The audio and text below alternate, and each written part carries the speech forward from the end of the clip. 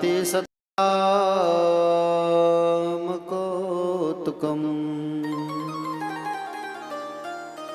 यत्र पादाब्जरजप्रसादकणतः कैवल्यमापद्यते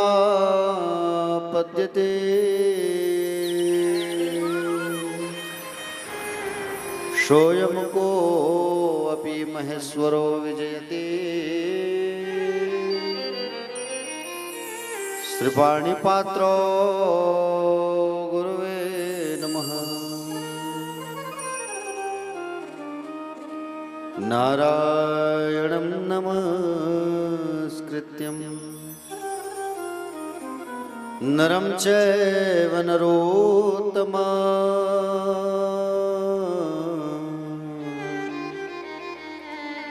देवी सरस्वतीर्व्यास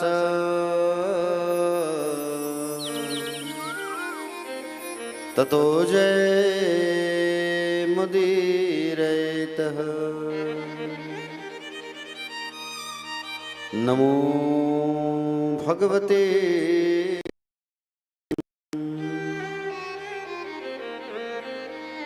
वासुदेवाय धीमहि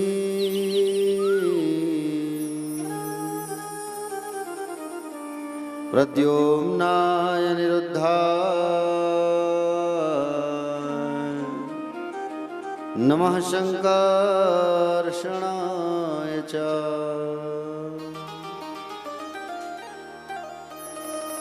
मरहापीडं नटवर वपुः कर्णयो कर्णिकार विभ्रदासा कनकपुषं वैजन्ती च माला रन्ध्राणवेणोरधर शुधया पूरयन् गोपवन्दे वृन्दारण्यस्वपदरमणं प्राविशद्गीतकीर्तिः।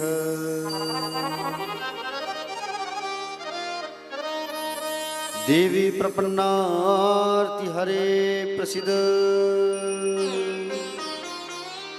प्रसीद मातर्जगतोऽखिलस्य प्रसीद विश्वेश्वरि पाहि विश्वं त्वमीश्वरी देवी चराचरस्य ज्ञानिनामपि चेतांसि देवी भगवती सा बलादा कृष्णमोह महामाया प्रयच्छति मनोजवं मारुततुल्यवेगं जितेन्द्रियं बुद्धिमतां वरिष्ठं वातात्मजमवानरयोद्धमुख्यं श्रीरामदूतं शरणं प्रपद्ये।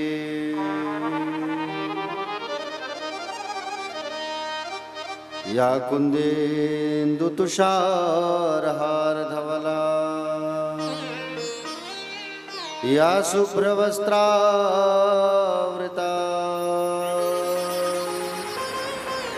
या वीणावरदण्डमण्डितकरा या श्वेतपद्मासना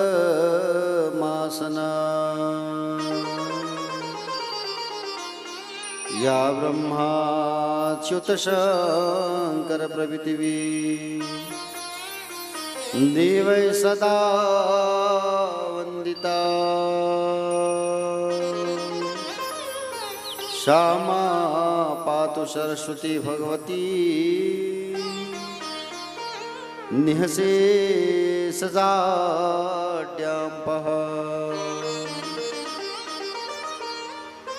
सब द्वारन को छोड़कर मां आयो तेरे द्वार।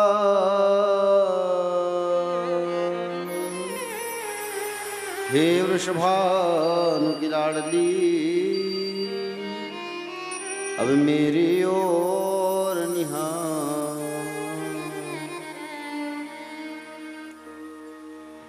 अधरम मधुरम वदनं मधुरम नयनं मधुरम हसितं मधुरं मधुरं वदनं मधुरं नयनं मधुरं हसितं मधुरं हृदयं मधुरं गमनं मधुरं मधुराधिपतेरखिलं मधुरं। हृदयं मधुरं गमनं मधुरं मधुराधिपतेरखिलं मधुरं। वचनं मधुरं चरितं मधुरं वसनं मधुरं वलितं मधुरं। वचनं मधुरं चरितं मधुरं वचनं मधुरं फलितं मधुरं। चलितं मधुरं भ्रमितं मधुरं मधुराधिपतेरखिलं मधुरं। चलितं मधुरं भ्रमितं मधुरं मधुराधिपतेरखिलं मधुरम्।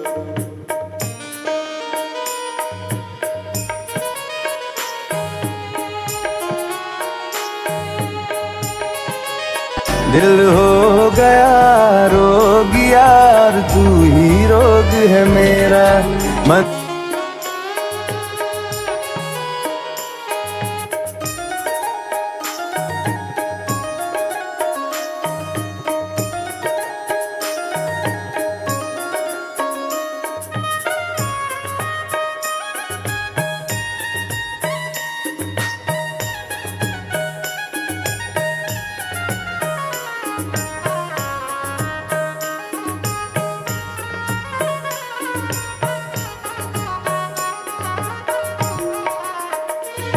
वेणुर्मधुरो रेणुर्मधुरा पाणिर्मधुरा पादो मधुरो।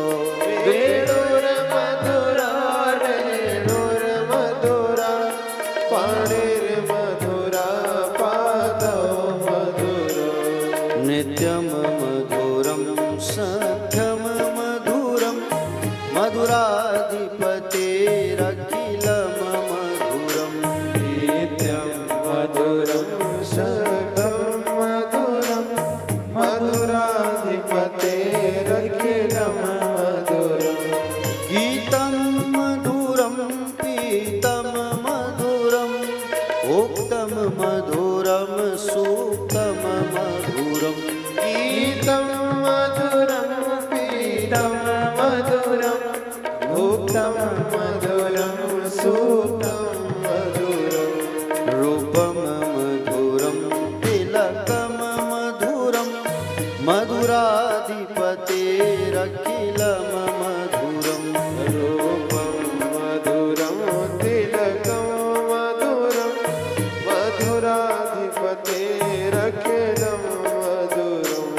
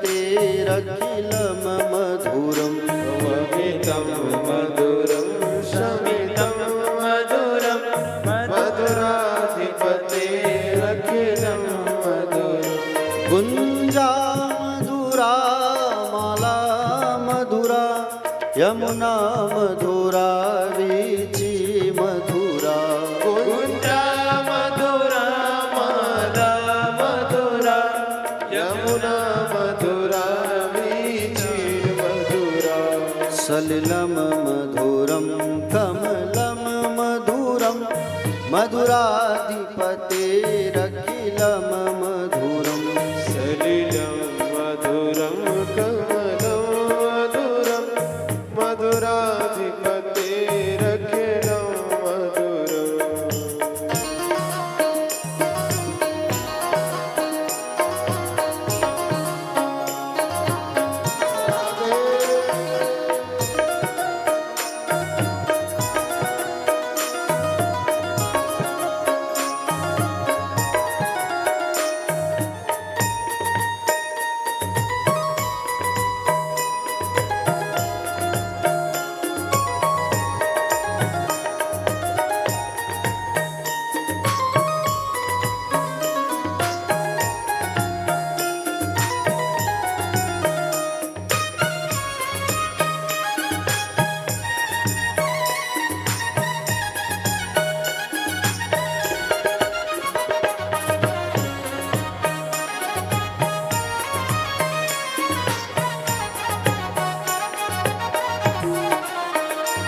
गोपी मधुरा लीला मधुरा युक्तं मधुरं मुक्तं मधुरम् गोपी मधुरा लीला मधुरा युक्तं मधुरं मुक्तं मधुरम् दृष्टं मधुरं शिष्टं मधुरं मधुराधिपतेरखिलं मधुरम् दृष्टं मधुरं श्रेष्ठं मधुरं मधुराधिपतेरखिलं मधुरम् गोपा मधुरा गावो मधुरा यष्टिर्मधुरा श्रेष्ठिर्मधुरा गोपा मधुरा गावो मधुरा इष्टिर्मधुरा श्रेष्ठिर्मधुरा दलितं मधुरं फलितं मधुरं मधुराधिपतेरखिलं मधुरम् दलितं मधुरं फलितं मधुरं मधुराधिपतेरखिलं मधुरम् मधुराधिपतेरखिलं मधुरम् मधुराधिपतेरखिलं मधुरम् मधुराधिपतेरखिलं मधुरम् मधुराधिपतेरखिलं मधुरम् मधुराधिपतेरखिलं मधुरम् ओ मधुराधिपतेरखिलं मधुरम् बोलिए गोविंद भगवान की जय श्रीमद्भागवत महापुराण की जय व्यास नारायण भगवान की जय श्री सुखदेव जी भगवान की जय श्री परीक्षित जी महाराज की जय उच्च बरसाने वाली राधा रानी की जय कालों के काल महाकाल भगवान की जय मर्यादा पुरुषोत्तम श्री रामचंद्र भगवान की जय वीर बलवंत हनुमंत लला की जय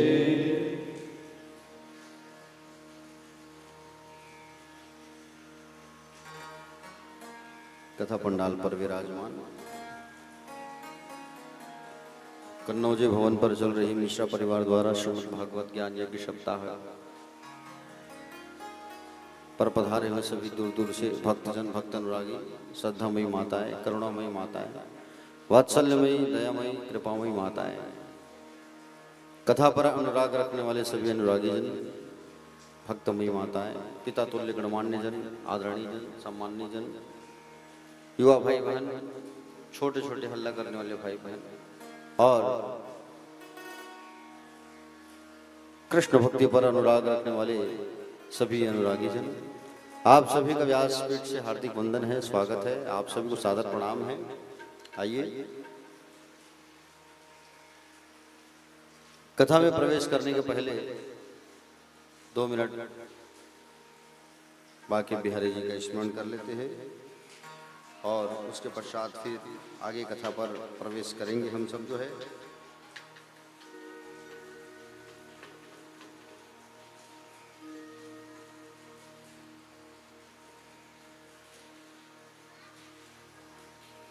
मुझको राधा रमण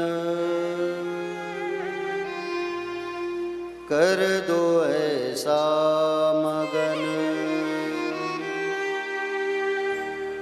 मुझको राधा रमण कर दो ऐसा मगन, मुझको राधा रमन कर दो ऐसा मगन, रटू मैं तेरा नाम मैं आठों याम, रटू मैं तेरा नाम यूं आठों याम, मुझको राधा रमण कर दो ऐसा मगन, मुझको राधा रमन कर दो ऐसा मगन।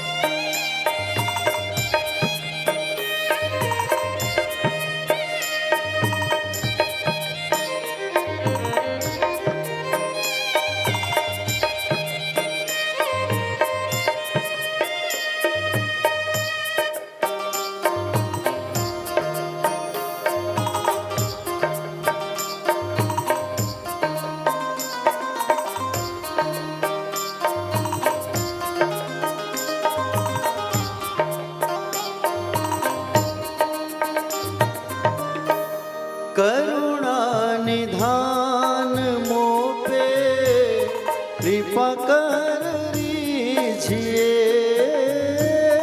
करुणा निधान मोह पे कृपा कर दीजिए, ब्रज में बसा के मोहे सेवा सुख दीजिए,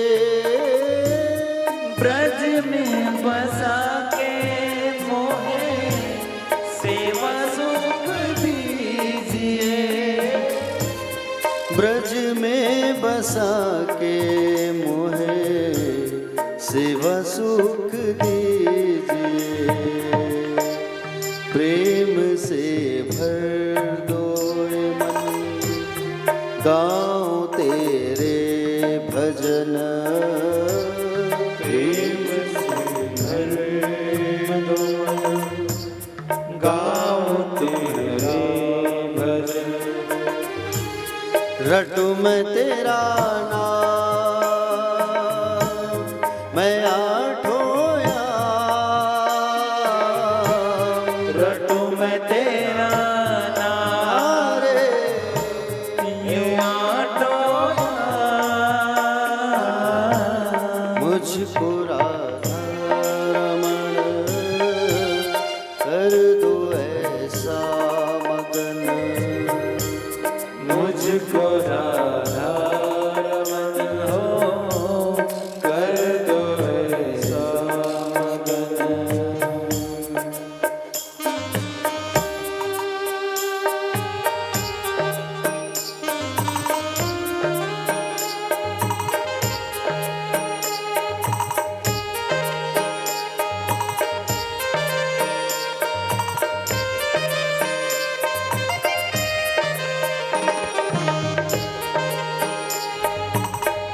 सभी गाइए तालियों की सेवा करते हुए।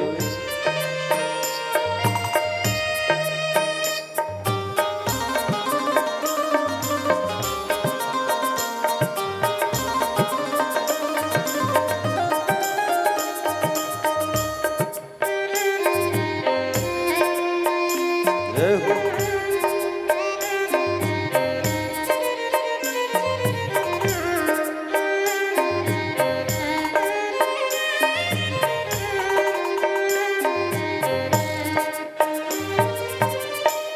भांग भर भूषणों से आपको सजाऊं मैं, भाव भरे भूषणों से आपको सजाऊं मैं। नित नव भोज निज हाथों से पवाऊं मैं, निज नव भोज निज हाथों से पाऊं मैं। नित नव भोज निज हाथों से पवाऊं मैं, निज नव भोज निज हाथों से पाऊं मैं।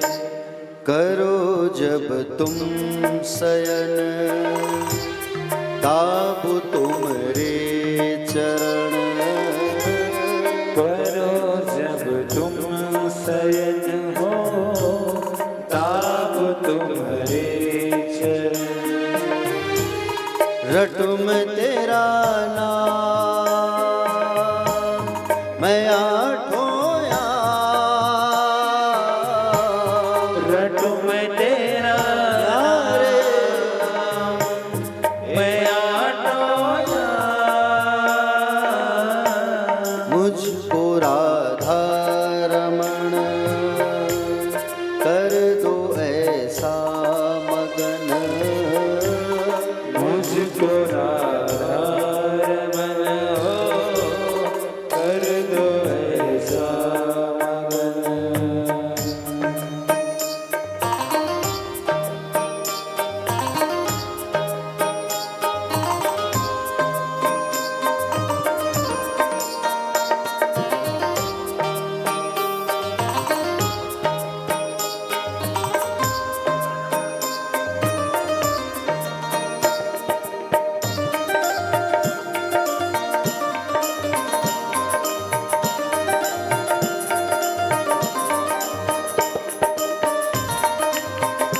जय हो।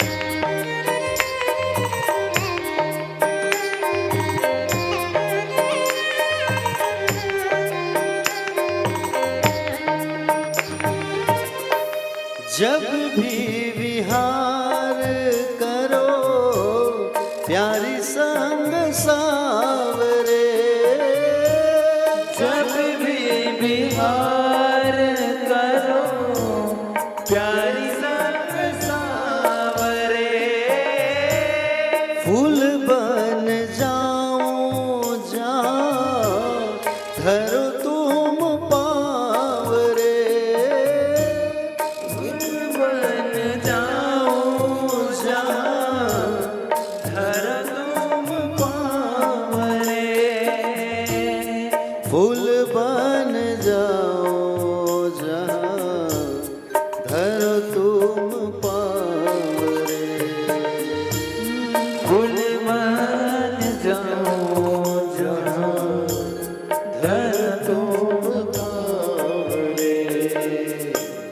बन के शीतल पवन छू लूं तेरा बदन, बन के शीतल पवन छू लूं तेरा चरण। रटूं मैं तेरा नाम, मैं आठों याम, रटूं मैं तेरा नाम रे मैं आठों याम। मुझको राधा रमण कर दो ऐसा मगन, मुझको राधा रमण हो कर दो ऐसा मगन। मेरे प्यारे मोहन, मेरे प्यारे मोहन, मेरे प्यारे मोहन, मेरे प्यारे मोहन, मेरे प्यारे मोहन, मेरे प्यारे मोहन, मेरे मेरे प्यारे मोहन, मेरे प्यारे मोहन, मेरे प्यारे मोहन, मेरे प्यारे मोहन, मेरे प्यारे गिरधर, मेरे प्यारे मोहन, मेरे प्यारे मोहन, मेरे प्यारे गिरधर। जय जय राधे गोविंद, जय जय राधे गोविंद, जय जय राधे गोविंद, जय जय राधे गोविंद, जय जय राधे गोविंद, जय जय राधे गोविंद, जय जय राधे गोविंद, जय जय राधे गोविंद, जय जय राधे गोविंद, जय जय राधे गोविंद, जय जय राधे गोविंद, जय जय राधे गोविंद, जय जय राधे गोविंद, जय जय राधे गोविंद। जय जय राधे गोविंद, जय जय राधे गोविंद। बोलो प्यारे मोहन, मेरे प्यारे मोहन, मेरे प्यारे मोहन, मेरे प्यारे मोहन, मेरे प्यारे गोविंद, मेरे प्यारे मोहन, मेरे प्यारे मोहन, मेरे प्यारे गिरधर, मेरे प्यारे मोहन, मेरे प्यारे मोहन। मेरे प्यारे मोहन, मेरे प्यारे मोहन। बोलो राधे राधे, बोलो राधे राधे, जय जय राधे राधे, बोलो राधे राधे, बोलो राधे राधे, बोलो राधे राधे। बोलो राधे राधे, बोलो राधे राधे। जय जय श्री राधे। तो कल कहाँ पहुंचे थे कथा में हम लोग, प्यारे भक्तजन? कल आप सबने बहुत सारी कथा सुनी, सृष्टि वर्णन और कपिल अवतार, दत्तात्रेय भगवान की अवतार, अनुसुईया मैया का चरित्र सुना आपने, सती मैया के बारे में रसपान किया, शिव चरित्र सुना, शिव विवाह आदि के बारे में सुना, और मंगल झांकी शिव पार्वती विवाह का भी आनंद आप लोगों ने कर लिया। प्यारे भक्तजन, आज की जो कथा है वो भक्तों की ही कथा है। ध्रुव चरित्र और प्रहलाद चरित्र की कथा आदि आदि आज हमको रसपान करना है। देखिए,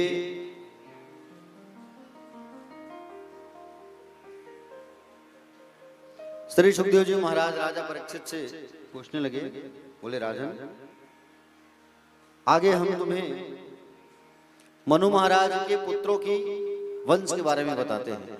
आप लोगों ने कल मनु महाराज की कन्याओं के बारे में सुना था, आकुति, देवहूति और प्रसूति, सुना कि नहीं सुना? और आज हम सब जो है उनके बेटों की कथा सुनेंगे, ठीक है नहीं? बेटों मतलब दो बेटे, एक हुए हैं प्रियव्रत और एक हुए हैं उत्तानपाद। दो पुत्र हुए मनु जी महाराज के।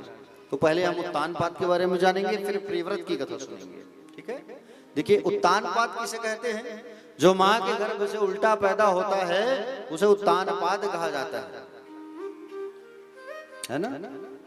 जिसका समाज में ऊंचा पतन है उसे उत्तानपाद कहा जाता है। उत्तानपाद की दो पत्नियां, एक सुरुचि और एक सुनीति, है ना? एक सुरुचि और एक सुनीति। प्यारे भक्तजन, महाराज जो है सुनीति के साथ में बड़े प्रेम से रहा करते थे। एक बार राजा जो है जंगल गए, और जंगल जब गए राजा जो है प्यारे भक्तजन, तो वहां पर उन्होंने गंधर्वों की कन्या को देखा, सुरुचि को। और सुरुचि को जब देखा, तो सुरुचि को जब देखा उन्होंने, तो उनका मन उन पे आया और उनसे गंधर्व विवाह करके उनको लेकर के चले आए राजा उत्तानपाद। उत्तानपाद जो है प्यारे सुरुचि को जब साथ में लेकर के आए, दरवाजे पर सुनीति मैया जो है खड़ी हुई थी, और सुनीति मैया जो है आज जब द्वार पर खड़ी हुई थी, आते ही सुरुचि ने पूछा कि बोले महाराज ये जो द्वार पर खड़ी है वो कौन है? तो कहे बोले ये मेरी बड़ी रानी है। बोले अच्छा,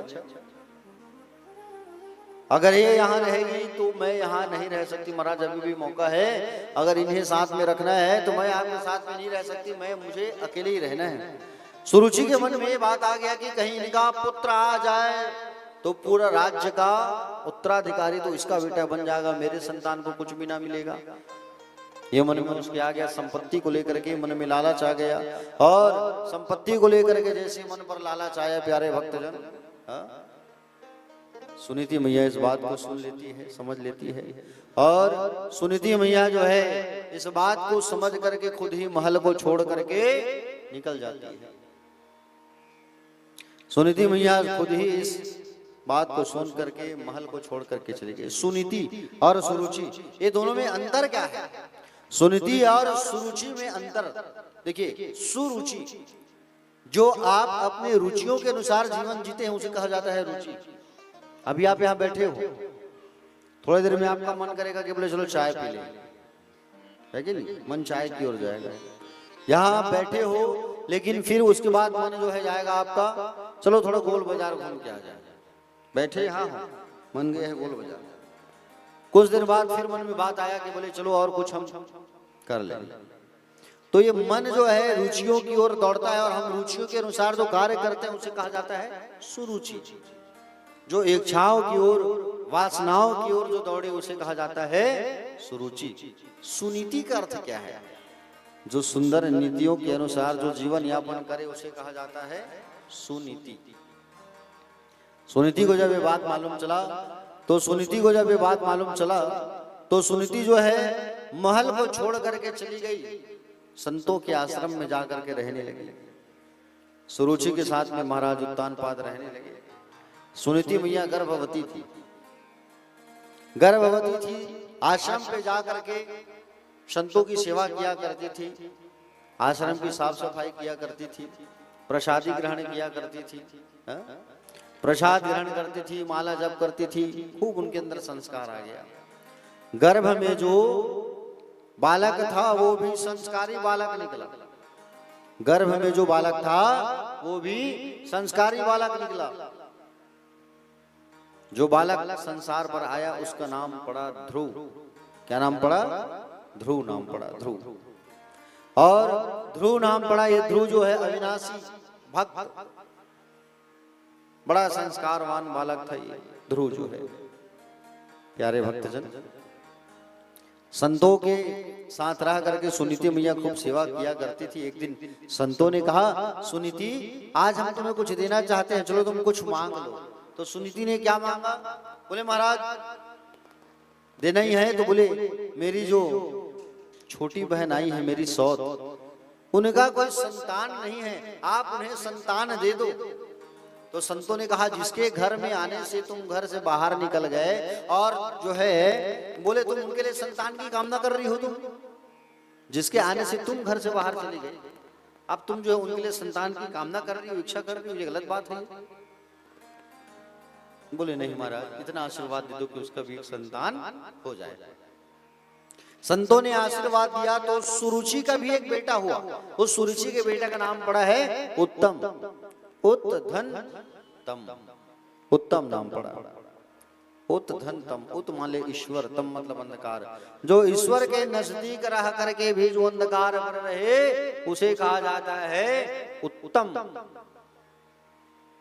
प्यारे भक्तजन, धीरे धीरे ध्रुव जी महाराज बड़े होने लगे, और ध्रुव जी महाराज जैसे जैसे बड़े होने लगे ध्रुव जी महाराज जब 5 वर्ष के हुए, एक दिन बड़ी उनकी मन में इच्छा जागी कि बोली चलो मैं पिता की गोद में बैठूं, पिता के गोद में बैठूं मैं भी, जरा मेरी भी इच्छा होती है। राजमहल में खेलते खेलते एक बार ध्रुव जी महाराज जो है कहाँ चले आए, पिता के महल पर चले आए। और पिता के महल पर चले आए एक बार, और पिता के महल में चले आए,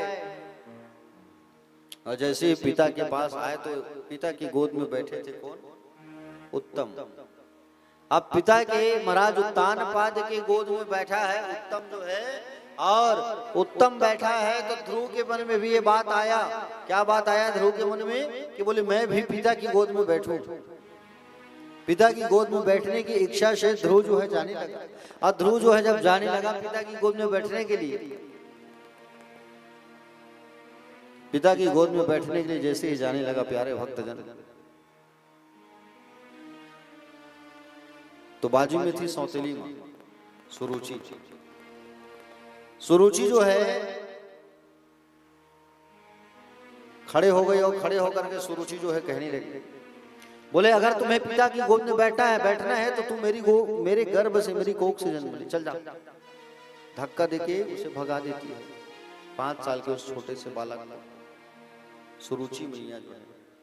अब सुरुचि जो है ध्रुव को जैसे धक्का देती है, तो अगर तुझे बैठना है पिता की गोद में तो पहले तुझा भगवान को प्राप्त कर, उस परमेश्वर को प्राप्त कर, और परमेश्वर को जब तू प्राप्त कर लेगा तब कहीं जा करके तू मेरी गोद में, तू पिता की गोद में बैठ पाएगा, नहीं तू नहीं बैठ पाएगा।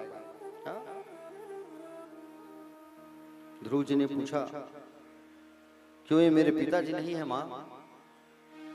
सुरुचि में डांट कर कहने लगी तुम्हारे पिता तो हैं, लेकिन मैं तुम्हारी माता नहीं हूं।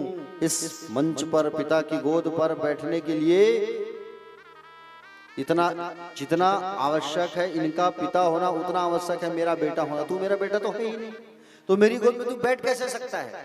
मेरी गोद में तू नहीं बैठ सकता, पिता की गोद में नहीं बैठ सकता जब तक तू मेरे गर्भ से संतान बन के नहीं आएगा। जा तो उस परमेश्वर को प्राप्त कर। बालो असीहबत नात्मा नमन्य स्त्री गर्भ संवृतम नुनम वेद भवान यस दुर्लभ्यर्थे मनोरथा। प्यारे भक्तजन, दूसरी स्त्री के गर्भ से तूने जन्म लिया है, इसलिए मंच पर बैठने का अधिकार तुम्हें नहीं है, इस गद्दी पर तुम्हारा कोई अधिकार नहीं है। और ज्यादा ही इस मंच पर अधिकार करना चाहते हो तो पहले जंगल जाओ और नारायण की समाधि लगाओ, नारायण की उपासना करो। नारायण जब तुम्हें मिल जाए तब वरदान मांगो, तो कहना प्रभु ऐसा वर दे दो कि मैं माता सुरुचि के गर्भ में चला जाऊं। ऐसा मांगो, तुम जाओ।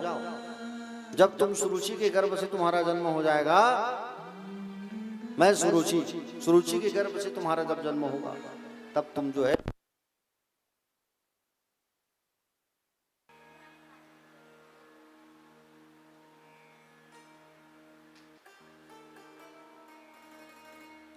आज ध्रुव जी जो है ध्रुव का तो अपमान कर दिए, लेकिन साथ में भगवान का भी अपमान किया है उस सुरुचि ने।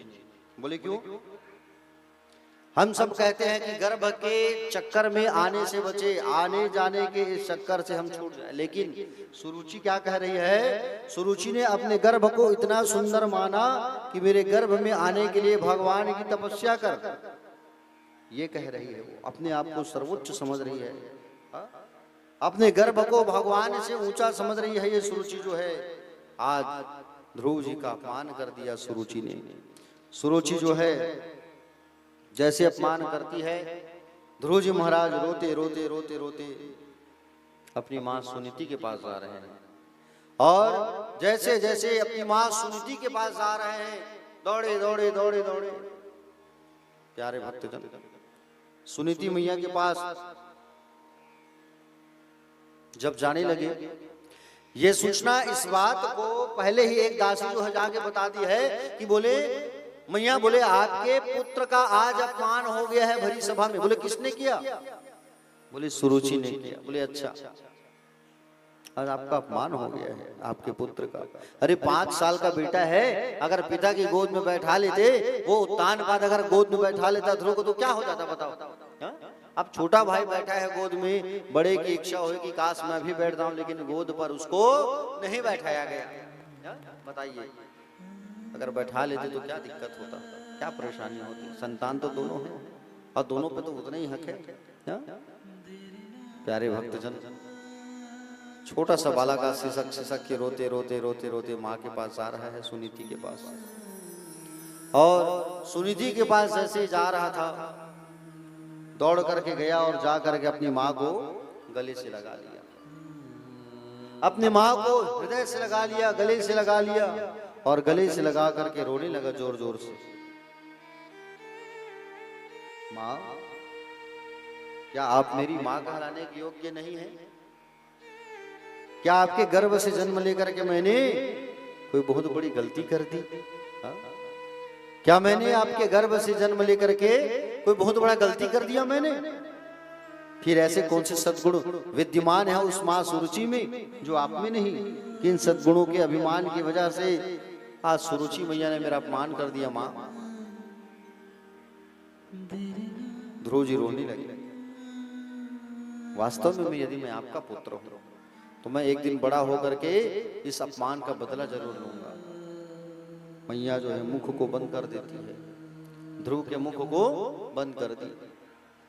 पुत्र, मैंने तुम्हें ये संस्कार नहीं दिया कि तुम जाके बड़े होकर उनका उनसे बदला लोगे। बदला वाली भावना कभी मन में नहीं रखना चाहिए और तुम गलत कर रहे हो। तुम ऐसा कहा, तुम्हें ऐसा कार्य जो है नहीं करना है। हाँ? मुख को बंद करके मां कहने लगी, सुनीति मैया जो है कि मां मंगलम तात परे सुमंस्था भुंगते जनो यद पर दुखस्तदा सत्यम सुरोच्या विहित भवान यद दुर्भगाया उदरे गृहता। बेटा, कभी किसी की अमंगल की कामना कभी मत करना। हाँ? सुरुचि मैया का बुरा हो ऐसा तुमने क्यों कहा? तुम्हें ऐसा नहीं कहना चाहिए, वो भी तुम्हारी माँ है। हाँ? और उस माँ का तुम अपमान मत करो। रही बात जन्म लेने की, गलती की तो तुमने दो गलती किया है। अरे तुम्हें तो किसी देवी के गर्भ से जन्म लेना था और तुम मेरे गर्भ में चले आए। तुम्हें तो कोई देवता के घर जाके जन्म लेना था। हा? तुम मुझ जैसे दुर्भागा के गर्भ से तुमने जन्म लिया। तुम्हें तो देव बन के आना था, तुम मनुष्य बन करके आ गए। बेटा, सुरुचि मैया ने गलत नहीं कहा, सुरुचि मैया ने सही ही कहा है। सुरुचि मैया ने कोई गलत नहीं कहा है। सुरुचि मैया ने यह कहा है कि परमेश्वर को प्राप्त कर, तो ये सत्य बात है। जाओ ईश्वर को प्राप्त करो। तुम राम जी को प्रेरित किया था किसने? मां कैकेयी ने।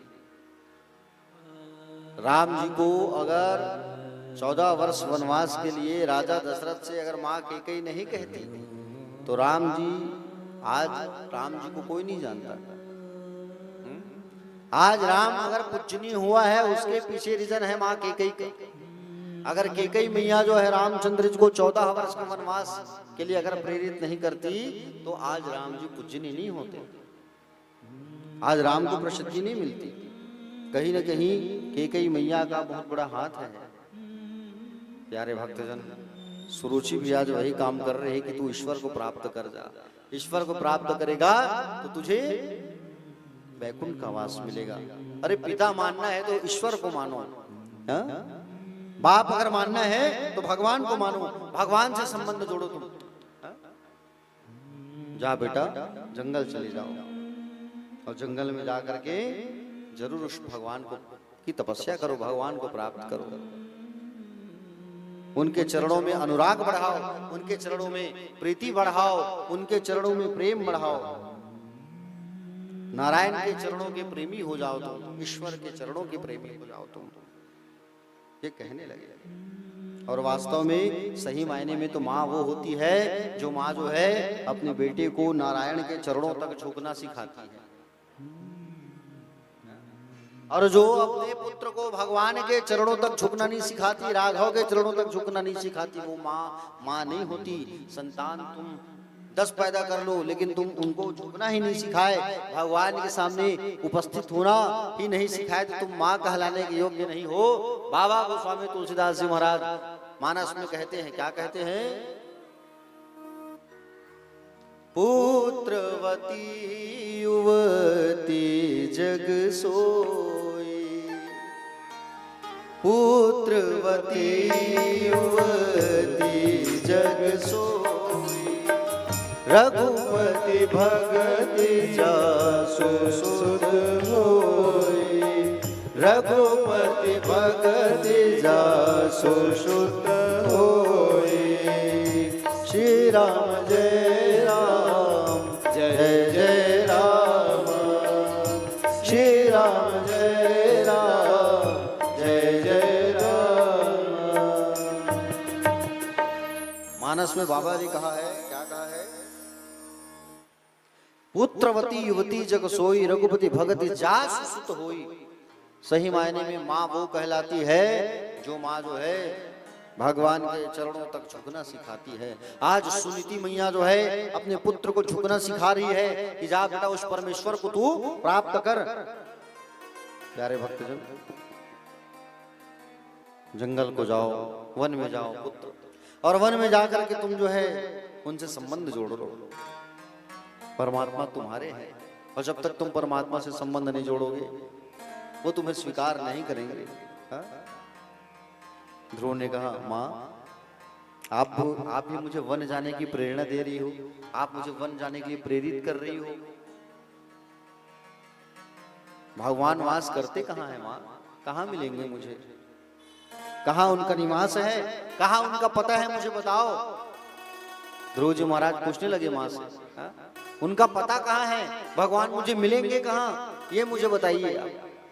भगवान से मेरा मिलन कहाँ होगा माँ? ये मुझे बताओ। माता ने कहा, वो तो सब जगह रहते हैं, कण कण में वास है प्रभु का। हम यहाँ बैठ के कथा सुन रहे हैं, भगवान यहाँ भी है। हर स्थान पर भगवान का वास है। जहां देखोगे वहां हरि व्यापक सर्वत्र समाना, प्रेम के प्रकट हो ही मैं जाना। भगवान तो कड़कड़ में विराजमान है, फूलों में, पत्तियों में, वायु में, आकाश में, जल में, थल में, अग्नि में, आकाश में, पाताल में, हर स्थानों पर भगवान का वास है। पुत्र सर्वत्र वास है। उन्हें खोजने का प्रयास करो, तुम उन्हें ढूंढने का प्रयास करो। ढूंढते जाओगे, एक दिन तुम्हें तुम्हारा लक्ष्य जरूर प्राप्त हो जाएगा। ध्रुव जी के मन में दृढ़ता आ गया कि वाकई में मुझे भगवान को ढूंढना है, और भगवान को ढूंढने के लिए वन की ओर उन्होंने प्रस्थान भी किया। वन की ओर जैसे प्रस्थान करने लगे, वन जाने लगे जंगल। फिर सोचे, माँ सही में मैं जाऊं? माँ कहीं, जा बेटा तुझे जाना है। मन में एक झिझकता आ रही है ना कि मैं जंगल, घने जंगल कैसे जाऊं? वहां तो बड़े बड़े शेर होंगे। माँ पुत्र चिंता ना करो, उस शेर में भी परमात्मा का वास है।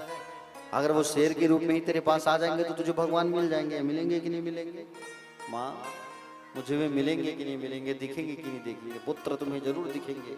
जैसे एक पुष्प में सुगंध होता है, एक गुलाब का फूल देखना, आप मोगरे का फूल देखना, सेवंती का फूल देखना, उस पर जो खुशबू होती है वो खुशबू दिखाई नहीं देती, लेकिन भगवान रहते हैं। उसी प्रकार भगवान का कण कण में वास है।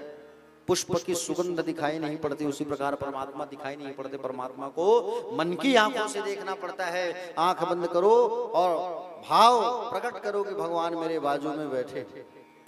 मन की आंखों से देखो, मन को समझाओ।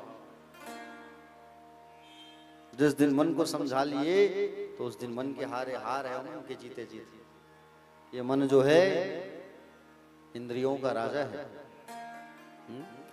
ये मन जो हमारा इंद्रियों का राजा है, इस मन को हमें समझाना है। ये मन बड़ा चंचल होता है। कवियों ने कहा भी है, क्या कहा है? ये मन बड़ा चंचल है, कैसे इसे समझाऊं। ये मन बड़ा चंचल है, कैसे इसे समझाऊं, जितना इसे समझाऊं, जितना इसे समझाऊं, उतना ही मचल जाए राधे तेरे चरणों की, श्यामा तेरे चरणों की। गरदूल जो मिल जाए राधे चरणों की, श्यामा तेरे चरणों की।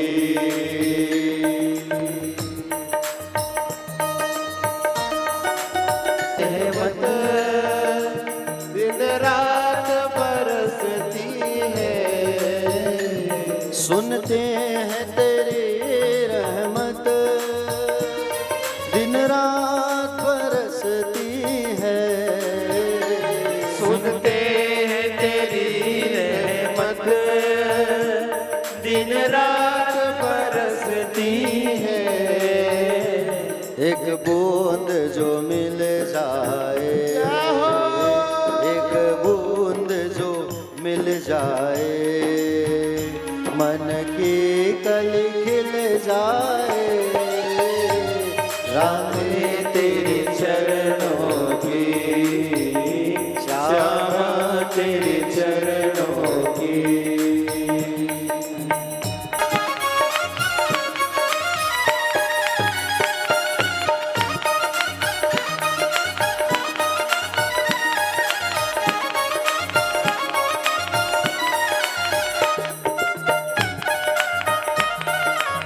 जय हो।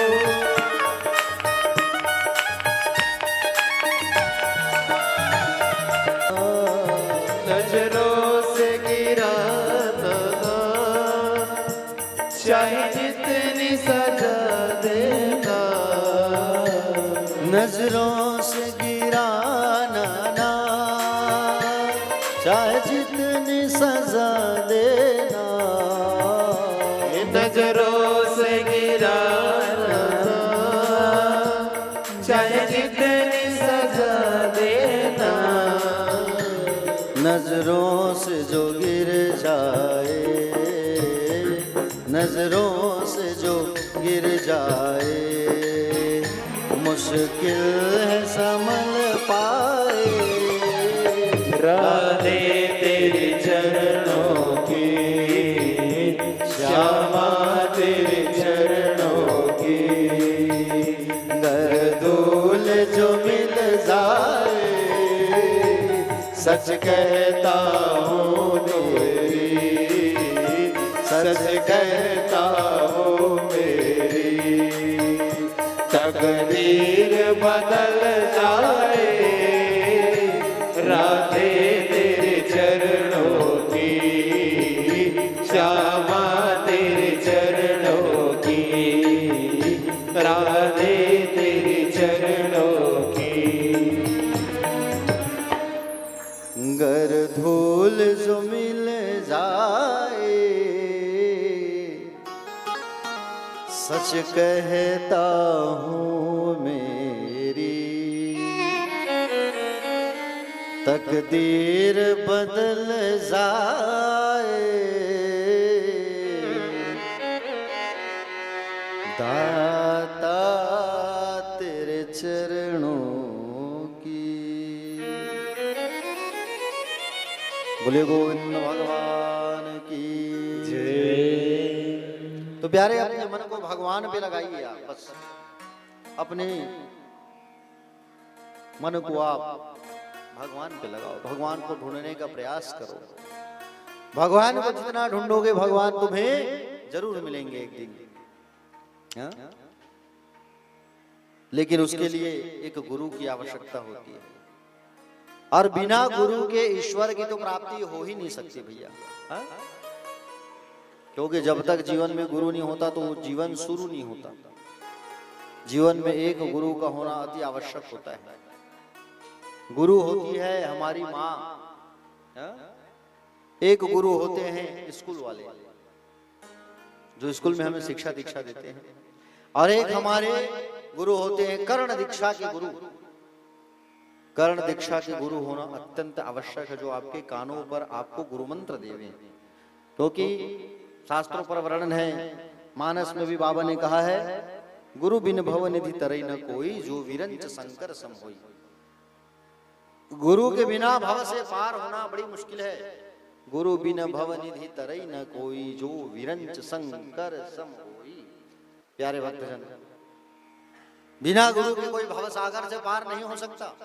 भव से पार लगना है तो गुरु के सानिध्य में जाना होगा भैया। समझ रहे हो ना? गुरु का अर्थ क्या है? गा कहते हैं अंधकार को और रू कहते हैं प्रकाश को, जो हमारे हृदय में, हमारे हृदय से अज्ञान रूपी अंधकार को निकाल करके जो ज्ञान रूपी प्रकाश भर दे, वो होता है गुरु। हमारे हृदय में जो अज्ञान रूपी अंधकार है उसे निकाल के बाहर फेंक दे और हमारे अंदर ज्ञान का प्रकाश भर दे, वो होता है गुरु। प्यारे भक्तजन, जीवन में एक गुरु का होना अत्यंत आवश्यक है। प्रयास करो कि हमारे जीवन में एक गुरु हो। कोशिश करो कि हमारे जीवन में एक गुरु हो, गुरु श्रेष्ठ मिले, ये प्रयास करो। यदि आपको अगर गुरु बनाना है किसी को, तो एक श्रेष्ठ गुरु की तलाश जरूर करिए। ऐसा नहीं कि बोले जीवन में गुरु मिला ही नहीं, अरे हमारे लायक तो बोले गुरु मिल ही नहीं रहा है, बहुत खोज रहे हैं, ढूंढ रहे हैं, बहुत खोज रहे हैं, ढूंढ रहे हैं, लेकिन गुरु तो मिल ही नहीं रहा। ऐसा नहीं, जिससे आपको ज्ञान की प्राप्ति हो, जो आपको मार्गदर्शक बने, जो आपको मार्गदर्शन करे, जो आपको सत्य के राह पर लेके जाए, पथ पर लेकर के जाए, आप उसे ही गुरु बना लीजिए। गुरु ऐसा बनाइए ताकि आप उनके पास बैठ करके चर्चा परिचर्चा कर सके। गुरु ऐसा बनाओ ताकि वो आपके हर मुसीबत में, हर दुख की घड़ी में वो आपके साथ रहे। प्यारे भक्तजन, नारद जी आज ध्रुव की परीक्षा लेने आ रहे हैं। संत है नारद जी, गुरु है। ध्रुव की परीक्षा लेने के लिए आए नारद जी। ध्रुव से पूछा, कहां जा रहे हो बेटा? ध्रुव, पहले ध्रुव ने प्रणाम किया। बोले प्रणाम। बोले आप कौन? बोले मैं देवर्षि नारद। बोले अच्छा, कहां जा रहे हो? बोले मैं भगवान से मिलने जा रहा हूँ, भगवान को प्राप्त करने जा रहा हूँ। बोले अच्छा, तेरी उम्र क्या है जो तू चला भगवान को प्राप्त करने? दूध के दांत अभी छड़े ही नहीं, तुम बोले भगवान को प्राप्त करने चले गए। भूख लगेगा तो तुम्हें खाना कौन खिलाएगा? तुम्हारी माँ थोड़ी आएगी जंगल। तो ध्रुव जी ने उत्तर दिया, जब दांत नहीं था तब दूध का प्रबंध कर दिए भगवान, अब दांत आ गए हैं तो खाने का भी प्रबंध वो करेंगे। बोले मुझे ईश्वर को प्राप्त करना है। बेटा तुझे खेल खिलौना कौन देगा यहाँ? तेरा ख्याल कौन करेगा? बड़े बड़े शेर हैं, जंतु जानवर हैं, खा जाएंगे तुझे, जा। बोले ना, मैं नहीं जाऊंगा। मुझे दृढ़ विश्वास है कि मैं अपने गोविंद को प्राप्त करके रहूंगा, अपने ईश्वर को, अपने भगवान को मैं प्राप्त करके रहूंगा। उस परमेश्वर को मेरी माँ ने मुझे कहा है कि भगवान तुम्हें मिलेंगे, जरूर मिलेंगे एक दिन। ढूंढो तो सही, प्रयास तो करो, तुम्हें जरूर मिलेंगे भगवान, क्योंकि भक्तों के वश में तो भगवान ही होते हैं। भगत के वश में है भगवान। प्यारे भक्तजन, स्वामी श्री हरिदास हुआ करते थे, जो आद्य बांके बिहारी जी की प्रकट करता है। हरदास जी महाराज जो है, श्री स्वामी हरदास जी निधिवन में भगवान की आराधना करते थे। प्रिय प्रियतम सरकार, श्यामा श्याम सरकार का नित्य ध्यान किया करते थे। महान संगीतज्ञ स्वामी श्री हरिदास, तानसेन के गुरु हरिदास जी महाराज भाव प्रकट करते थे कि मेरे सामने मेरे प्रिय प्रियतम खड़े हैं, मेरे श्याम श्यामा खड़े हैं, वो रास कर रहे हैं। वो भाव प्रकट करते थे स्वामी हरिदास जी। एक बार उनके पास एक भक्त आया इत्र की शीशी लेकर। बोले गुरुजी, बोले मैं इत्र लेके आया हूं, आप लगाना इसे। उन्होंने कहा जा यमुना जी में डाल दे उसे इत्र को। और इत्र को ले जाकर व्यक्ति जो है यमुना जी में उड़ेल दिया। अब उस व्यक्ति को बहुत दुख हुआ, मैंने वो इतना सारा बड़ा महंगा इत्र खरीद के लाया, मैंने उसे यमुना जी में डाल दिया। गुरुजी ने, स्वामी जी ने यमुना में डलवा दिया। हरिदास जी कहे कि बोले जा अब ठाकुर जी का दर्शन करके हमारे बिहारी का निधिवन जी में। निधिवन जी गए, बाकी बिहारी का दर्शन किया, और बाकी बिहारी का दर्शन जैसे किया तो कपड़ों से इत्र की खुशबू आने लगी। जिस इत्र को वो लेके आया था उसी इत्र की खुशबू आ रही है, कपड़े इत्र से भीगे हुए हैं। बताइए, हाँ? वो इत्र लाने वाला कहा कि गुरु आपकी महिमा अपरंपार है, गुरु जी धन्य है आप वाकई में। हाँ? तो भगवान को ढूंढोगे तो जरूर मिलेंगे भगवान। मन की भावों से देखो, आप भाव शुद्ध होना चाहिए। हाँ? भाव से जब देखोगे भगवान को तो भगवान जो है जरूर प्राप्त होते हैं प्यारे। हाँ? नारद जी कहे कि बेटा ईश्वर को प्राप्त करने कहाँ जाओगे? वो तो मुझे पता नहीं, मैं ढूंढूंगा भटकूंगा लेकिन मिलेंगे, मैं खोज के रहूंगा। नारद जी ने कहा कि बोले लोहा गरम है, बस हथौड़ा मारने की देरी है, हथौड़ा मार ही दूं आज मैं। हाँ? नारद जी जो है कहे आओ बेटा हम तुम्हारे कानों में मंत्र देते हैं, आज से हम तुम्हारे गुरु। और नारद जी ने ध्रुव जी को मंत्र दीक्षा प्रदान किया। मंत्र दीक्षा प्रदान करने के बाद कहा कि बेटा तुम जो है चले जाओ कहाँ? मधुवन में। मधुवन में तुम्हें बिहारी जी जरूर मिलेंगे। मधुवन मतलब मथुरा, जहां पर भगवान का वास होता है। मथुरा में, मधुवन में भगवान का वास है, जहाँ नित्य कुंज भगवान लीला किया करते थे। यमुना किनारे भगवान सुंदर लीला किए हैं प्यारे। आज भी भगवान यमुना किनारे जरूर मिलेंगे।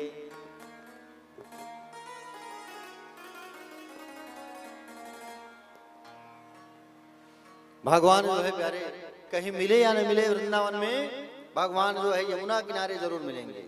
यमुना किनारे बैठ के कभी वो भाव वो महसूस करो, भगवान जरूर मिलते हैं प्यारे भक्तजन। नारद जी ने कहा कि तुम मधुवन चले जाओ बेटा, और वहां जाके भगवान की भक्ति करो, तुम्हें गोविंद की प्राप्ति जरूर होगी। और ध्रुव जी महाराज जो है गुरुदेव जी को प्रणाम किए, और गुरुदेव को प्रणाम करके सुंदर चले गए कहाँ? मधुवन। यमुना किनारे एक वृक्ष के नीचे आए, और वृक्ष के नीचे आ करके इन्होंने अपने मन को जितना प्रारंभ किया, मन को बांधा, और धीरे धीरे मन को आकर्षित करना प्रारंभ कर दिए। ध्रुव जी महाराज जो है एक वट के वृक्ष के नीचे खड़े हो गए, और जो गुरु मंत्र मिला था उनको, क्या मिलता गुरु मंत्र जो है? ओम नमो भगवते वासुदेवाय। ये द्वादश अक्षर मंत्र है, ओम नमो भगवते वासुदेवाय। ये 12 अक्षरों का मंत्र, ओम नमो भगवते वासुदेवाय। भागवत पर कितने स्कंद हैं? 12 स्कंद हैं। और ओम नमो भगवते वासुदेवाय कितने अक्षर का है? 12 अक्षर। ओम नमो भगवते वासुदेवाय के आधार पर ही भागवत का निर्माण हुआ है। 12 अक्षरों का ये द्वादश अक्षर मंत्र और द्वादश स्कंद। आज उस महामंत्र को ध्रुव जी महाराज जपना चालू किए, और ध्रुव जी महाराज जैसे जपना चालू किए, रटना चालू किए, अखंड तपस्या में लीन हो गए ध्रुव जी महाराज। 1 महीना तक 3-3 दिन का उपवास करना चालू किया इन्होंने। 3-3 दिन का उपवास, आज उपवास कल उपवास, परसों खाते थे फल फूल, यमुना का पानी, वायु। जंगल में क्या फल मिलेगा?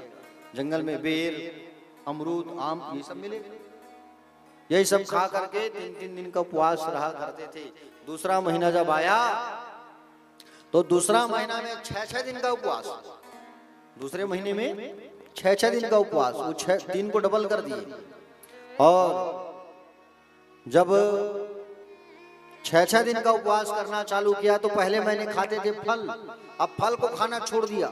अब बोले फल नहीं खाऊंगा, केवल यमुना का पानी पीऊंगा, पुष्प ग्रहण करूंगा, वायु ग्रहण करूंगा, लेकिन फल नहीं खाऊंगा। 6वां दिन तक का उपवास, छोटा सा बच्चा। तीसरा महीना आया, 9 दिन का उपवास। तीसरे महीने में 9 दिन का उपवास। 9वां दिन पानी पीते थे और वायु ग्रहण करते थे, फल को त्याग दिए हैं, सब छोड़ रहे हैं। बताइए, जल को छोड़ दिया, केवल वायु। चौथा महीना आया, 12वें दिन तक का उपवास। बाप रे,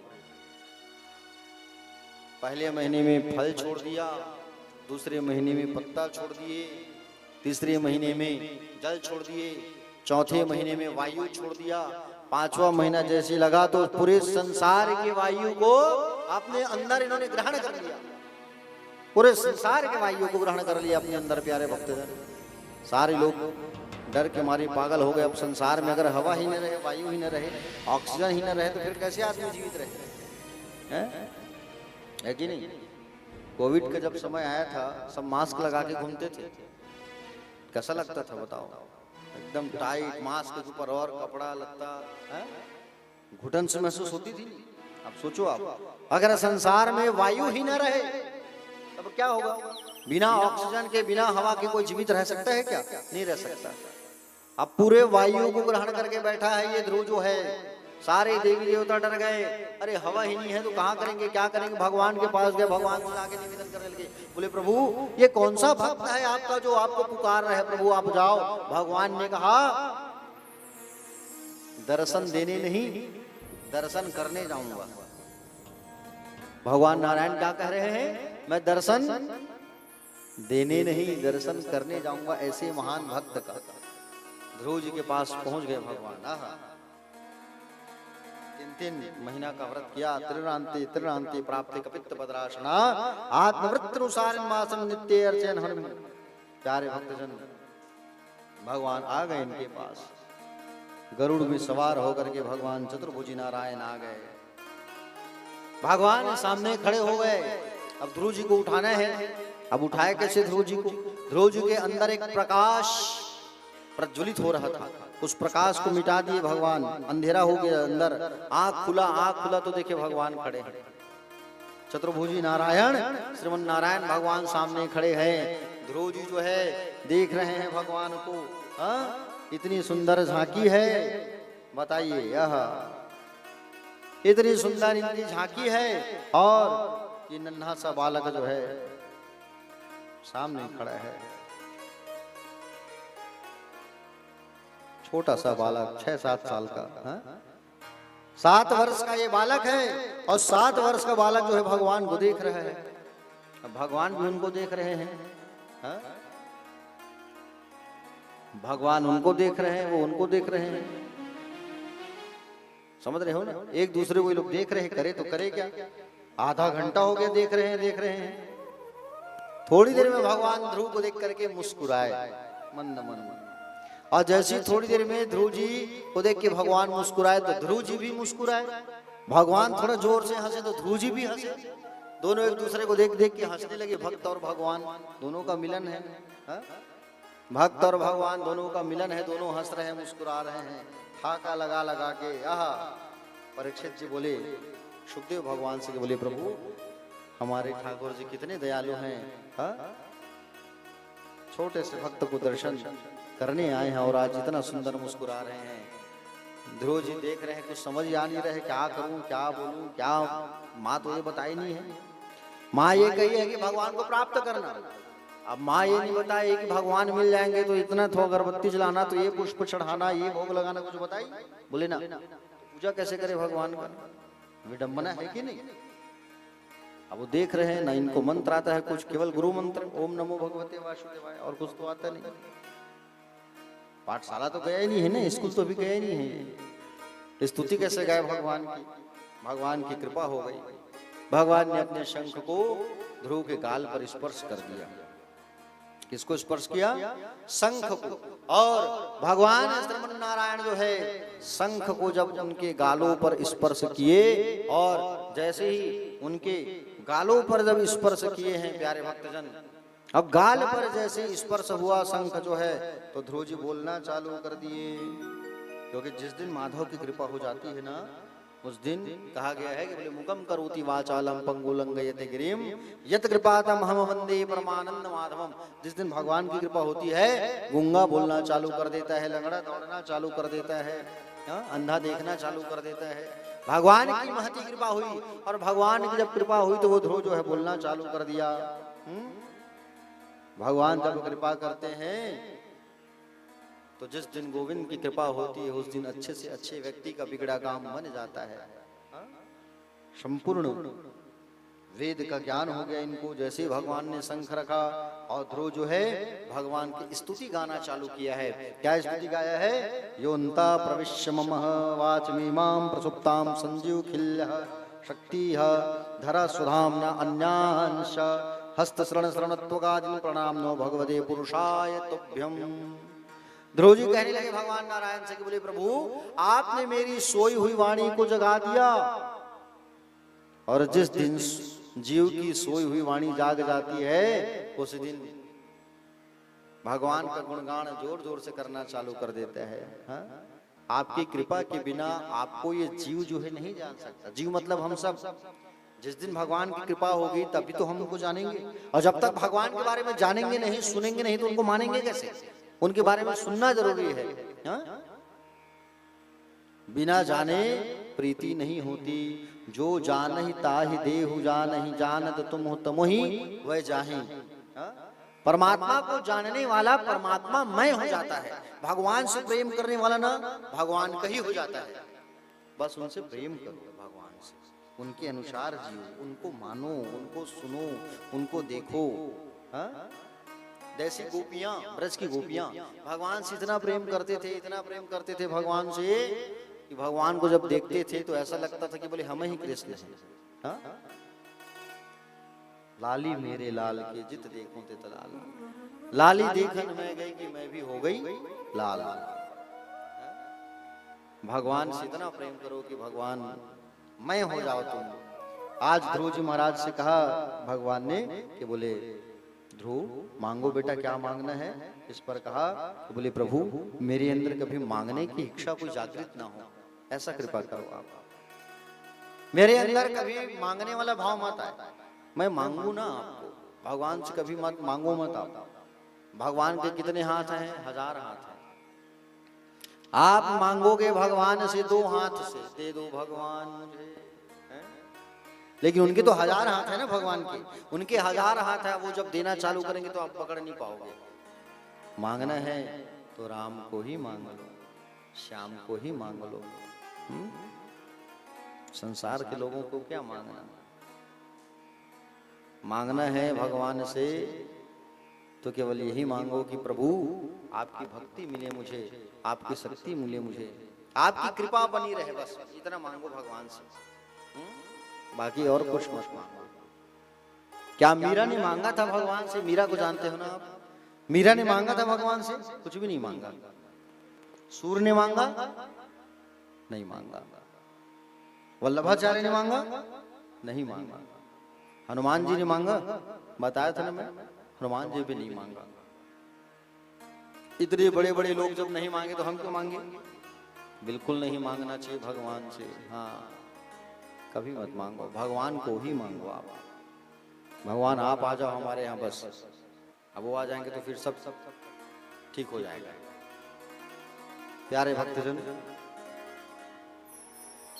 ध्रुव जी महाराज ने कहा कि बोले प्रभु बस आपकी भक्ति और आपकी आशीर्वाद मुझ पर बना रहे। नहीं ध्रुव, तुमने उस सिंहासन पर तुमको नहीं बैठने को मिला और तुमने सिंहासन के लिए तपस्या की है। जा, मैं तुझे आशीर्वाद देता हूं कि तू जो है 36,000 साल तक तू जो है राज्य करेगा।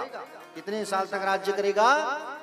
36,000 साल तक तू राज्य करेगा, ये मेरा आशीर्वाद है तुझे। जा, भगवान 36,000 साल राज्य करने का आशीर्वाद दे दिया ध्रुव को।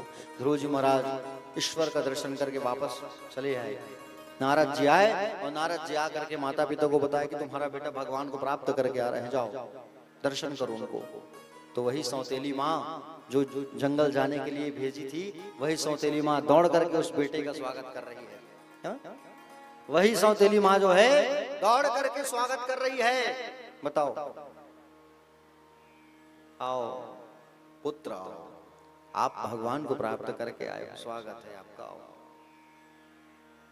प्यारे भक्तजन, वही पिता उत्तान बाद पुत्र को प्रेम से लेकर के आया और राज सिंहासन पर बैठा दिया। इस वंश के राजा तुम बनोगे। ध्रुव जी महाराज की 2 पत्नी थी, भ्रमी और इला। 2 पुत्र हुए, उत्कल और उत्सर। राज्य सुंदर करने लगे। छोटे भाई उत्तम जो है जंगल गए थे शिकार करने के लिए, और शिकार करने के लिए जब जंगल गए हुए थे तो वहां भीलों द्वारा जंगल में रहने वाले भील गुहों द्वारा ये मारा गया। ध्रुव जी महाराज अस्त्र शस्त्र उठा के जाने लगे मारने के लिए, भाई की हत्या का बदला लेने के लिए। सारे लोगों ने समझाया, संतों ने समझाया, तुम भगवान के भक्त हो, शस्त्र मत उठाओ, शस्त्र उठाओगे तो गलत हो जाएगा, शस्त्र आपको नहीं उठाना है। सारे लोगों ने जब समझाया तब प्यारे भक्तजन ध्रुव जी महाराज शस्त्र रख दिए और 36,000 वर्ष तक राज्य करने के बाद जब ध्रुव जी महाराज जाने लगे तो स्वयं मृत्यु देवी जो है उन्हें लेने आई है। कौन आई है? मृत्यु देवी जो है स्वयं उन्हें लेने के लिए आई है। मृत्यु देवी आई और अपने सिर को झुकाई और उस सिर पर पैर रख करके नाव पर बैठ करके ध्रुव जी महाराज जाने लगे विमान में बैठ करके। जब विमान आया स्वर्ग से, मृत्युदेव स्वयं लेने के लिए आए और मृत्यु देवता के सिर पर सर रख करके ध्रुव जी महाराज जो है चले गए। लेकिन उनके साथ में उनकी मां भी गई है, उसकी मां की भी मुक्ति हुई है, सुनीति मैया का। क्योंकि पुत्र जब अच्छा कर्म करता है तो पुत्र के साथ में मां, पिता और उनके वंशजों का भी कल्याण हो जाता है। कुल में अगर एक पुत्र अच्छा हो जाता है तो कुल का मंगल हो जाता है, कल्याण हो जाता है। समझ रहे हो ना? 10 पुत्र से अच्छा है एक पुत्र। ध्रुव जी महाराज मृत्यु के सिर पर सर रख करके बैठे विमान पर, मां को भी बैठाया साथ में सुंदर। उनकी मां आगे आगे गई, पीछे पीछे ध्रुव जी महाराज। और आज भी ध्रुव जी महाराज भगवान श्रीमन नारायण के आदेश अनुसार उत्तर दिशा पर विराजमान रहते हैं। ये उत्तर दिशा है, देखना आसमान में आज भी टिमटिमा रहे हैं। भगवान ने उनको पदवी प्रदान की है नारायण का, इसलिए ध्रुव नारायण कहा जाता है। क्या कहा जाता है? जोर से बोलो। ध्रुव नारायण कहा जाता है। बोलो ध्रुव नारायण भगवान की जय। देखे हो आप लोग ध्रुव जी महाराज को एक आध बार? देखे हो माता जी आप ध्रुव जी को? अच्छा, शादी किनका किनका हुआ है? चलो बताओ। शादी काखर हो है?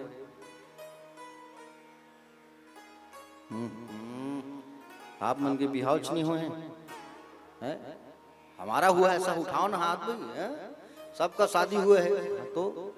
तो शादी जब होता है तो आचार्य गण जब विवाह कराते हैं तो कहते हैं कि बोले चावल फूल इधर छिड़क करके प्रणाम करो। उत्तर दिशा में विवाह के साक्षी ध्रुव साक्षी करवाते हैं, ध्रुव नारायण का प्रणाम कर लो, चलो ऐसा करके।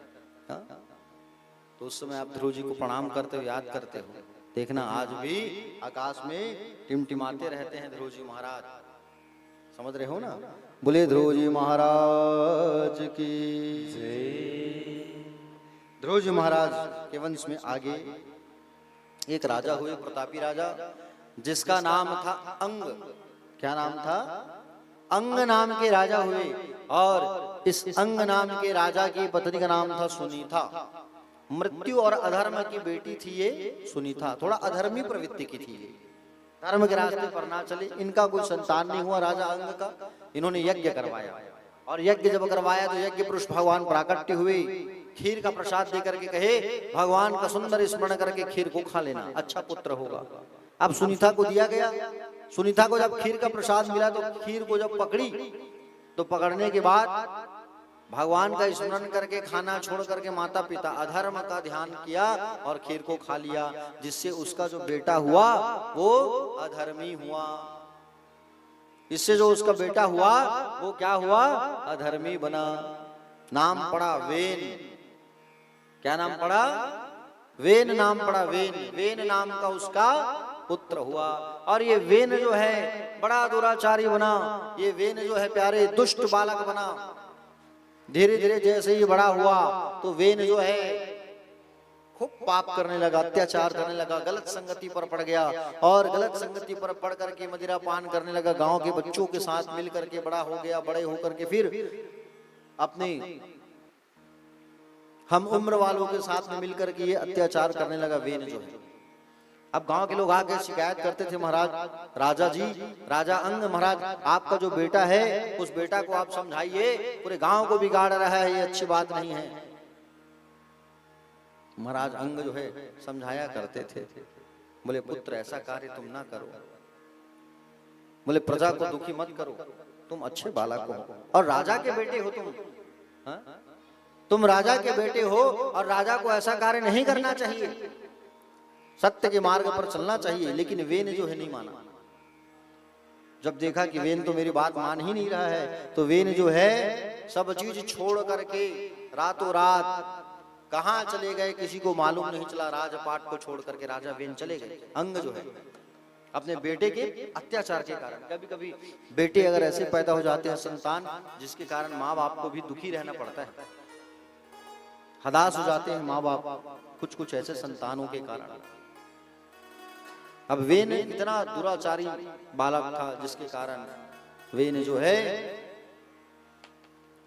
अकेले रहने लगा राजपाट पर मां के साथ। राजा अंग जब राजमहल छोड़ करके चले गए, प्रजा के कारण दुखी ना रहे, इस कारण उसके बेटे को ही राजगद्दी पर बैठाया गया, शासन चलता रहे, राजपाट चलता रहे।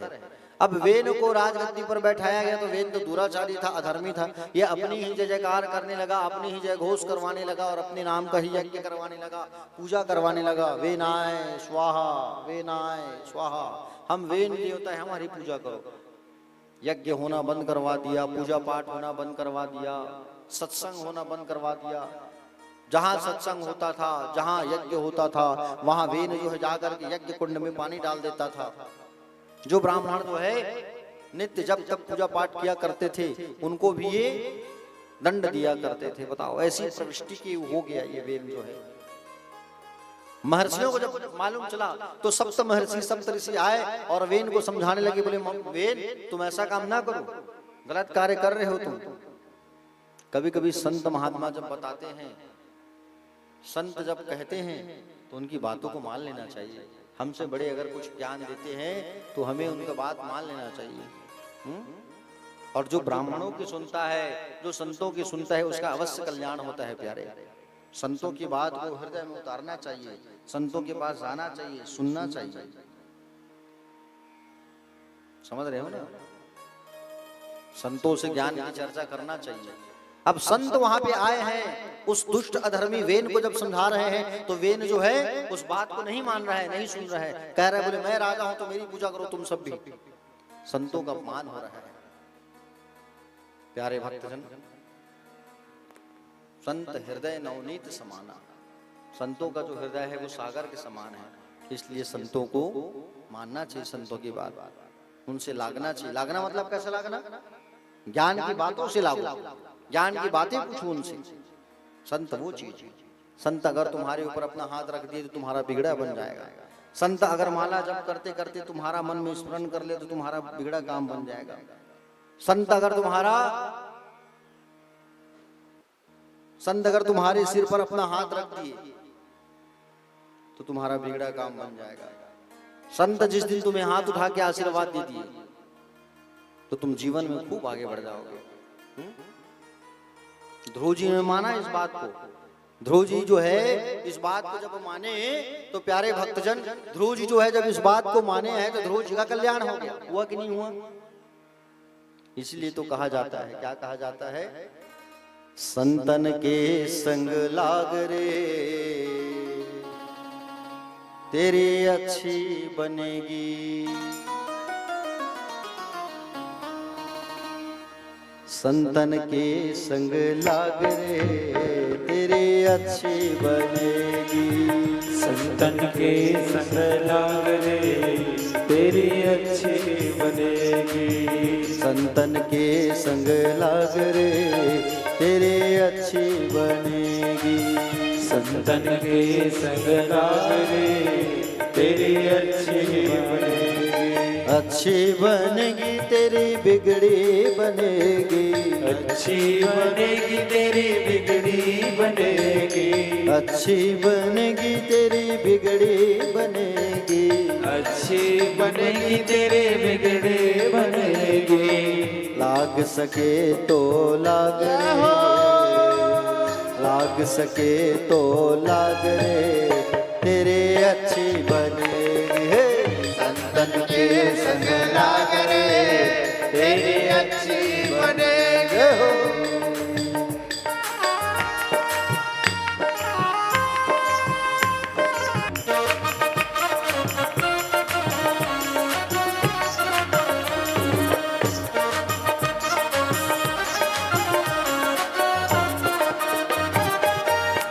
रोज की बन गई प्रहलाद की बन गई, रोज की बन गई प्रहलाद जी की बन गई, रोज की बन गई प्रहलाद जी की बन गई, रोज की बन गई प्रहलाद जी की बन अरे गई। होय तेरो बड़ भाग होय ते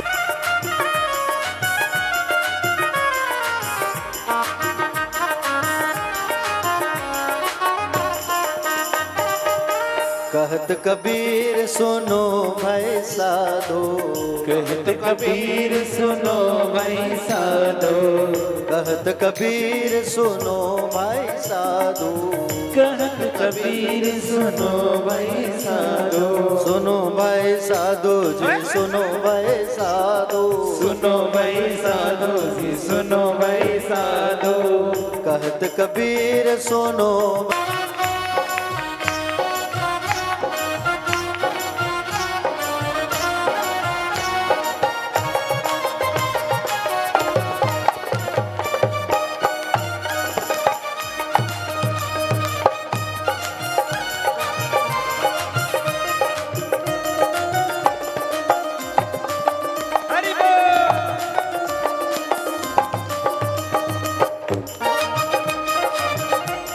हंसन जाने, हंसन की गति हंस ही जाने, हंसन की गति हंस ही जाने, हंस ही जाने जी हंस ही जाने, ओ हंस ही जाने जी हंस ही जाने, हंस ही जाने जी हंस ही जाने, हंस ही जाने जी हंस ही जाने। अरे क्या जाने कोई कागरे, क्या जाने कोई कागरे तेरी अच्छी बनेगी, हे संतन के संग लाग रे तेरी अच्छी बनेगी, तन के संग लाग रे तेरी अच्छी बनेगी। राजा बन करके सत्य के राह पर चलो, तुम अधर्म का कार्य मत करो महाराज, ये गलत बात है। पूजा पाठ होना प्रारंभ करवाइए, यज्ञ होना प्रारंभ करवाइए, आप यज्ञ होना बंद करवा दिए हैं, ये अच्छी बात नहीं है। अब इस बात को जब समझाने लगे तो वेन कहने लगे, बोले मैं राजा हूँ, मेरी बात मानो और तुम सब भी मेरी पूजा करो। सप्त ऋषियों को जब गुस्सा आया और कमंडल से जल उठा करके सप्त ऋषियों ने महाराज वेन के ऊपर जैसे छिड़काव किया तो वेन की तुरंत मृत्यु हो गई। महाराज वेन जो है मर गया। उनकी जो मां थी सुनीता, उस पुत्र के लाश पर मसाला और तेल लगा करके रखी थी। कहने लगे कि बोले मेरे पुत्र को मारने वाले वो सप्तऋषि हैं, तो वो ही आकर के मेरे पुत्र को जिंदा करके छिड़का तो मरे हुए शरीर से एक काला पुरुष पैदा हुआ। मरे हुए शरीर से काला पुरुष पैदा हो गए। संतों ने कहा बोले काला पुरुष है, इसको राजा तो नहीं बना सकते, तो जंगल में भेजा गया। जंगल में आदिवासियों का राजा बनाया। पुनः मंत्रोच्चारण किए तो दाहिने भाग से एक पुरुष जन्म लिया मरे हुए शरीर से, और बाएं भाग से एक स्त्री का आगमन हुआ। स्त्री और पुरुष दोनों का विवाह कराया गया। नाम था पृथु और एक का नाम था अर्ची। पृथु और अर्ची नाम के दोनों का परस्पर विवाह कराया गया और दोनों का सुंदर विवाह कर दिया गया। पृथु जी महाराज ये 24 अवतार जो हमारे हैं, उस 24 अवतार में से एक अवतार ये भी है पृथु जी का अवतार, 9वें नंबर के। पृथु जी महाराज का सुंदर आगमन हुआ और अर्ची देवी के साथ में सुंदर उनका शादी हुआ। अर्ची मैया जो है लक्ष्मी माता की स्वरूप है और पृथु स्वयं नारायण है। इस महाराज पृथु के कारण ही हमारी धरती मैया को पृथ्वी के नाम से जानने लगे। पृथु जी महाराज की कीर्ति और यश है खूब फैला, खूब यश, खूब कीर्ति। और पृथु जी महाराज की कीर्ति और यश जो है खूब फैला, खूब फैला। इतना कीर्ति फैला कि बोले इनकी शासन में कोई दुखी नहीं रहता था। शेर और हिरन एक साथ पानी पीते थे, ऐसा इनका शासन चलता था। बरसात का मौसम आया, बरसात का मौसम आया, किसान लोग, प्रजा लोग अपने खेतों पर फसल डालने लगे और अपने खेतों पर जैसे धान की बुआई करने लगे तो खेत से धान उगना बंद हो गया। अब खेत से फसल नहीं हो रहा है, प्रजा परेशान। राजा के पास आए गुहार लगाने के लिए। राजा के पास आके गुहार लगाए, बोले महाराज, बोले धरती मैया तो अन्न की प्राकट्य ही नहीं कर रही है, बड़े विडंबना है। धरती मैया के प्रति गुस्सा आया महाराज पृथु को, धनुष बाण लेकर के चले आए और धनुष बाण लेकर के आकर के धरती मैया को मारना प्रारंभ किया। और जैसे धरती मैया को जब मारना प्रारंभ किए, उसी समय धरती मैया जो है प्राकट्य हो जाती है, गौ माता का रूप लेके। गौ माता का रूप लेके क्यों आई है? क्योंकि राजा गौ को तो मार सकते नहीं। गौ माता का स्वरूप बना करके आ गई और कहे महाराज मैं ही पृथ्वी हूं, मुझे क्षमा कर दो आप। अधर्मी राजा वेन के कारण मैं अन्न को अपने अंदर छुपा के रखी हूं। आप जो है मेरे इस धन को अपने हाथों से दोहन करिए, और दोहन करोगे तो उसमें से फिर अन्न, स्वर्ण, सोना, चांदी सब निकलना चालू होगा। महाराज पृथु ने वैसे ही किया, जब दोहन काम करना चालू किया तो अन्न निकलना चालू हुआ, सोना, चांदी। पृथु जी महाराज 100 अश्वमेध यज्ञ किए। अश्वमेध यज्ञ किए हैं प्रजा के लिए, संसार के लिए। अश्वमेध यज्ञ जब किए तो अश्वमेध यज्ञ, अश्व मतलब होता है घोड़ा। अश्वमेध यज्ञ करो तो घोड़े की पूजा करके घोड़ा को छोड़ते हैं, और घोड़ा को छोड़ते हैं, घोड़ा वापस आ गया तो यज्ञ पूरा। और घोड़ा को बीच में किसी ने पकड़ लिया तो गलत हो जाता है। अब पृथु जी महाराज के घोड़ा को ये इंद्र जो है चोरी कर लिया। अब इनको बड़ा गुस्सा आया पृथु जी महाराज को। पृथु जी महाराज को गुस्सा आया। पृथु जी महाराज के जो बेटे थे वो जा करके इंद्र से अपने घोड़ा को वापस लाए। पृथु जी महाराज सोच लिए कि बोले मैं इस इंद्र के नाम से आहुति दे देता हूं, अभी भस्म हो जाएगा। क्योंकि मंत्र ब्राह्मण के अधीन होता है, और मंत्रों के अधीन कौन होता है? देवता। मंत्र ब्राह्मणों के अधीन और देवता जो है मंत्रों के अधीन। जैसे ही आहुति डालना प्रारंभ किए तो सारे देव प्रकट हो गए। स्वयं भगवान श्रीमन नारायण इंद्र को लेकर के आ गए, कहे इंद्र के नाम से आहुति मत डालो, जो ये चल रहे संसार दिक्कत हो जाएगा इसमें। इंद्र माफी मांगा और भगवान नारायण ने कहा कि पृथु मांगो, मैं तुमसे प्रसन्न हो गया हूं, जो तुम्हें मांगना है मुझसे मांगो। तो पृथु जी ने क्या मांगा? बोले प्रभु आप मुझे 10,000 कान दे दो, कान। अब 10,000 कान क्यों मांगे? 2 ठो काम से क्या, कान से क्या काम नहीं चलता था उनका? बहरे थोड़ी हो गए थे वो। एक सोचने वाली बात है कि नहीं? 10,000 कान क्यों मांगा? 5,000 कान इधर, 5,000 कान इधर। सोचो क्यों? इसलिए मांगा क्योंकि प्रभु 2 कानों से आपकी भक्ति सुनने में मुझे पीड़ा होती है, कमी महसूस होती है। इतना कान दे दो कि केवल आपके नाम का मैं गुणगान करते रहूं, केवल आपको भजते रहूं, आपको सुनते रहूं, बस कुछ नहीं चाहिए। इसलिए 10,000 कान प्रदान किया है भगवान ने। समझ रहे हो ना प्यारे भक्तजन? 10,000 कानों से भगवान की भक्ति करते करते करते करते तृप्त हो गए, और उस स्थान पर सनकादिक मुनियों का आगमन हुआ। प्यारे भक्तजन, सनकादिक मुनियों ने सुंदर उनको ज्ञान की बातें प्रदान किया। इस तरीके से पृथु जी महाराज का सुंदर वंश चला। आगे चल करके चलते हैं हम जो है प्रियव्रत की ओर, है ना? किनकी ओर? प्रियव्रत। मनु जी महाराज की 3 बेटियां, आकुति दी होती प्रसूति, 2 पुत्र उत्तानपाद और प्रियव्रत।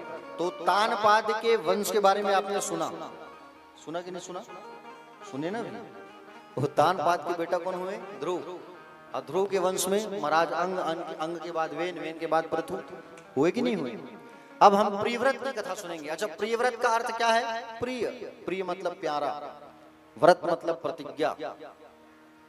प्रिय मतलब प्यारा और व्रत मतलब प्रतिज्ञा। जिसने भगवान को प्राप्त करने की दिव्य अगर प्रतिज्ञा की है वो है प्रियव्रत। प्रियव्रत जी महाराज अखंड भक्ति करते थे प्यारे, दिव्य भक्ति किया करते थे प्रियव्रत जी महाराज। और एक दिन बैठे बैठे विचार करने लगे कि बोले रात जब होता है ना तो सब सो जाते हैं, भगवान का भजन कोई नहीं करते। रात्रि जब होती है तो सब लोग सो जाते हैं, भगवान का भजन कोई नहीं करते। मैं एक काम करता हूं, सूर्य को अस्त ही नहीं होने देता हूं, ये ज्यादा अच्छा रहेगा। अगर सूर्य अस्त नहीं होगा, दिन ही दिन रहेगा तो कोई सोएगा थोड़ी। ये विचार करके एक सूर्य भगवान के समान, सूर्य नारायण के समान एक दिव्य ज्योतिर्मय मतलब प्रकाश वाला एक रथ का इन्होंने सृजन किया, निर्माण किया। और सूर्य नारायण जहां अस्त होते थे वहां वो पहुंच जाते थे। पृथ्वी की 7 परिक्रमा किया इन्होंने उस दिव्य ज्योतिर्मय रथ से, 7 परिक्रमा ज्योतिर्मय रथ से। जहां जहां वो रथ का पहिया जो है गड़ा मतलब गड्ढा हुआ होगा कि नहीं होगा? पहिया गड़ेगा तो गाड़ी का चक्का अगर कीचड़ में धस गया गड्ढा हो जाता है ना, तो वैसी रथ का पहिया जहां जहां गड़ा है वहां वहां सागर का निर्माण हुआ है। और जब वो गड़ा तो मिट्टी जो है निकला कि निकला? वो जो मिट्टी निकला वो द्वीप बन गया, पठार बन गया। 7 सागर हुए हैं, 7 दिन और रात चला है चक्का जो है। 7 सागर और 7 द्वीप हुए हमारे। हिंद महासागर, अरब सागर, प्रशांत सागर, सुने नहीं नाम आप? जम्बू द्वीप, शालमली द्वीप, ये सब द्वीपों का नाम है। द्वीप हुए। ब्रह्मा जी आए, कहे प्रियव्रत से, बेटा तुम गलत कर रहे हो। दिन है तो रात भी होना जरूरी है कि नहीं? स्त्री है तो पुरुष का होना भी जरूरी है। दुख है तो सुख का भी होना जरूरी है कि नहीं? हाँ? नदी में अगर बाढ़ आ गई तो नदी को सूखना भी है। सूर्य है तो चंद्रमा भी होना जरूरी है। आकाश है तो पृथ्वी का भी होना जरूरी है। उसी प्रकार से ब्रह्मा जी आकर के समझाए, पुत्र तुम ऐसा मत करो।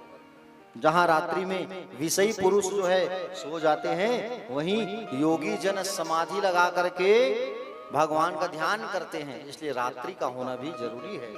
हाँ? प्रकृति प्रदत्त वस्तुओं को नष्ट मत करो, जो प्रकृति का नियम है उसे चलने दो।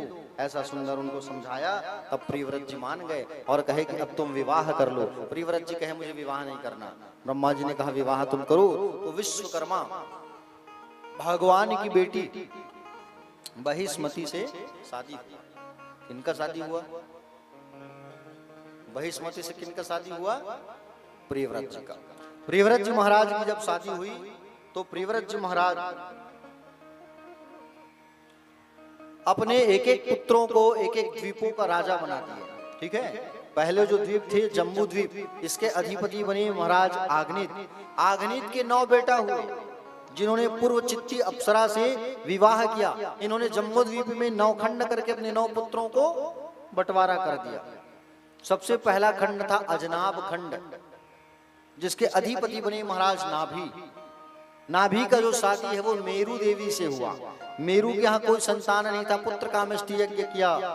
यज्ञ से भगवान प्रसन्न हुए, पूछा बोलो क्या चाहते हो? इतने गदगद हो गए कि मांग ही नहीं पाए। भगवान समझ गए इसे संतान चाहिए। हाँ? तो भगवान कहे, हंस करके भगवान ने कहा कि बोले मेरे जैसा संतान आपके यहाँ होगा। तो सुंदर उनके यहाँ ऋषभदेव नाम के भगवान का प्राकट्य हुआ नाभि के घर। ये कौन से खंड के राजा थे? अजनाब खंड। और हमारे देश का नाम क्या था पहले? अजनाब खंड। भारत नहीं था। भारत तो बाद में नाम पड़ा। पहले इस खंड का नाम था अजनाब खंड।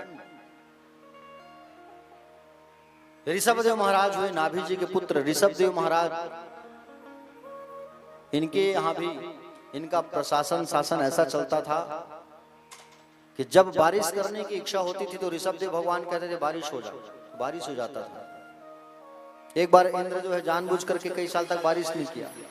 ऋषभदेव भगवान की ऐसी महिमा हुई कि अपने शक्ति से अपने नगर में बारिश करवाना चालू कर दिया। इंद्र का अहंकार टूट गया और अपनी बेटी जयंती को ला करके ऋषभदेव भगवान को सौंप दिए और उनके साथ में उनका विवाह हुआ। ऋषभदेव भगवान के आगे चल करके 100 पुत्र हुए। कितने पुत्र हुए? जोर से बोलो। 100 पुत्र हुए। बड़े पुत्र का नाम था भरत। क्या नाम था? बड़े पुत्र का नाम था भरत। और बड़े पुत्र का नाम था भरत। ऋषभदेव महाराज जी के ज्येष्ठ पुत्र, बड़े पुत्र का नाम। एक दिन अपने पुत्रों को बुलाए और पुत्रों को बुला करके सुंदर चर्चा करने लगे। क्या चर्चा करने लगे? बोले बेटा तुम्हारा परम कर्तव्य क्या है? तुम्हारा कार्य क्या है? बताओ। बच्चों ने कहा कि बोले हम छोटे हैं, खेल खेलेंगे, बड़े हो जाएंगे शादी करेंगे, चौसड़ खेलेंगे, राजपाट करेंगे। बस उसी में आनंद की अनुभूति हमें प्राप्त करना है। ऋषभदेव भगवान ने कहा, बोले नहीं, ऐसा नहीं करना है। सही मायने में आनंद तो तुम्हें ब्रह्म में ही प्राप्त होगा। आनंद दो प्रकार की होती है। आनंद जो है दो प्रकार की होती है। एक आनंद होता है विषय आनंद, एक आनंद होता है ब्रह्म आनंद। हाँ? आनंद जो है दो प्रकार की होती है, ब्रह्मानंद और एक विषय आनंद। विषय आनंद तुम्हें हर योनि में मिलेगा। विषय आनंद मतलब रहना, उठना, खाना, सोना, पीना। लेकिन ब्रह्म आनंद की अनुभूति केवल मनुष्य योनि में मिलेगा। अपने हृदय में आप ईश्वर को बैठाओ और उनका स्तुति करो, भजन करो, सत्संग करो। जो आनंद मिलेगा उसे कहते हैं ब्रह्मानंद। जो भक्ति में मिले आनंद उसे कहते हैं ब्रह्मानंद। बेटा तुम्हें भक्ति करना है, भगवान का वंदना करना है, सुंदर ऐसा उपदेश करने लगे। और उपदेश करने के बाद ऋषभदेव भगवान जो है अष्ट सिद्धियों को ठुकरा करके जब परम गति को प्राप्त हुए तो इनके बाह्य क्रिया का अनुकरण एक अरहन नाम के राजा ने किया, जिसके कारण जैन धर्म का, जैन मत का शुभारंभ हुआ। जैन जानते हैं ना आप लोग, जैन मत। जैन मत का शुभारंभ भी यहीं से हुआ है, भागवत से, ऋषभदेव भगवान से। हमारे आगे चल करके बड़े पुत्र भरत जी जो है राजपाट संभालने लगे। भरत जी महाराज का जीवन जो है सुंदर चलने लगा। भरत जी महाराज बहुत बड़े ज्ञानी थे, संत थे, महात्मा थे। भरत जी महाराज सुंदर जीवन यापन किया करते थे। भरत जी महाराज बड़े पुत्र सुमति को राजपाट सौंप करके भरत जी महाराज चले गए नदी के किनारे, गंडकी नदी, मुक्तिनाथ क्षेत्र स्थान नेपाल, शालिग्राम क्षेत्र जिसे कहा जाता है नेपाल को, समझ रहे हो ना, जहां पर भगवान पशुपतिनाथ का विराजमान है। भरत जी महाराज उस नदी के किनारे जाकर के बैठ करके भगवान का भजन करने लगे। परिवार को छोड़ दिया, सोचने लगे परिवार में मैं रहूंगा, गृहस्थ में मैं रहूंगा तो मुझे भगवत की प्राप्ति नहीं हो सकती, और भगवान की मुझे प्राप्ति ही नहीं होगी तो ये जीवन किस काम का। मनुष्य का तो परम धर्म है, परम कर्तव्य है भगवान की प्राप्त करना, भगवान के चरणों में प्रेम होना, ईश्वर के प्रति आसक्त होना, ये मनुष्य का परम धर्म, परम कर्तव्य होता है।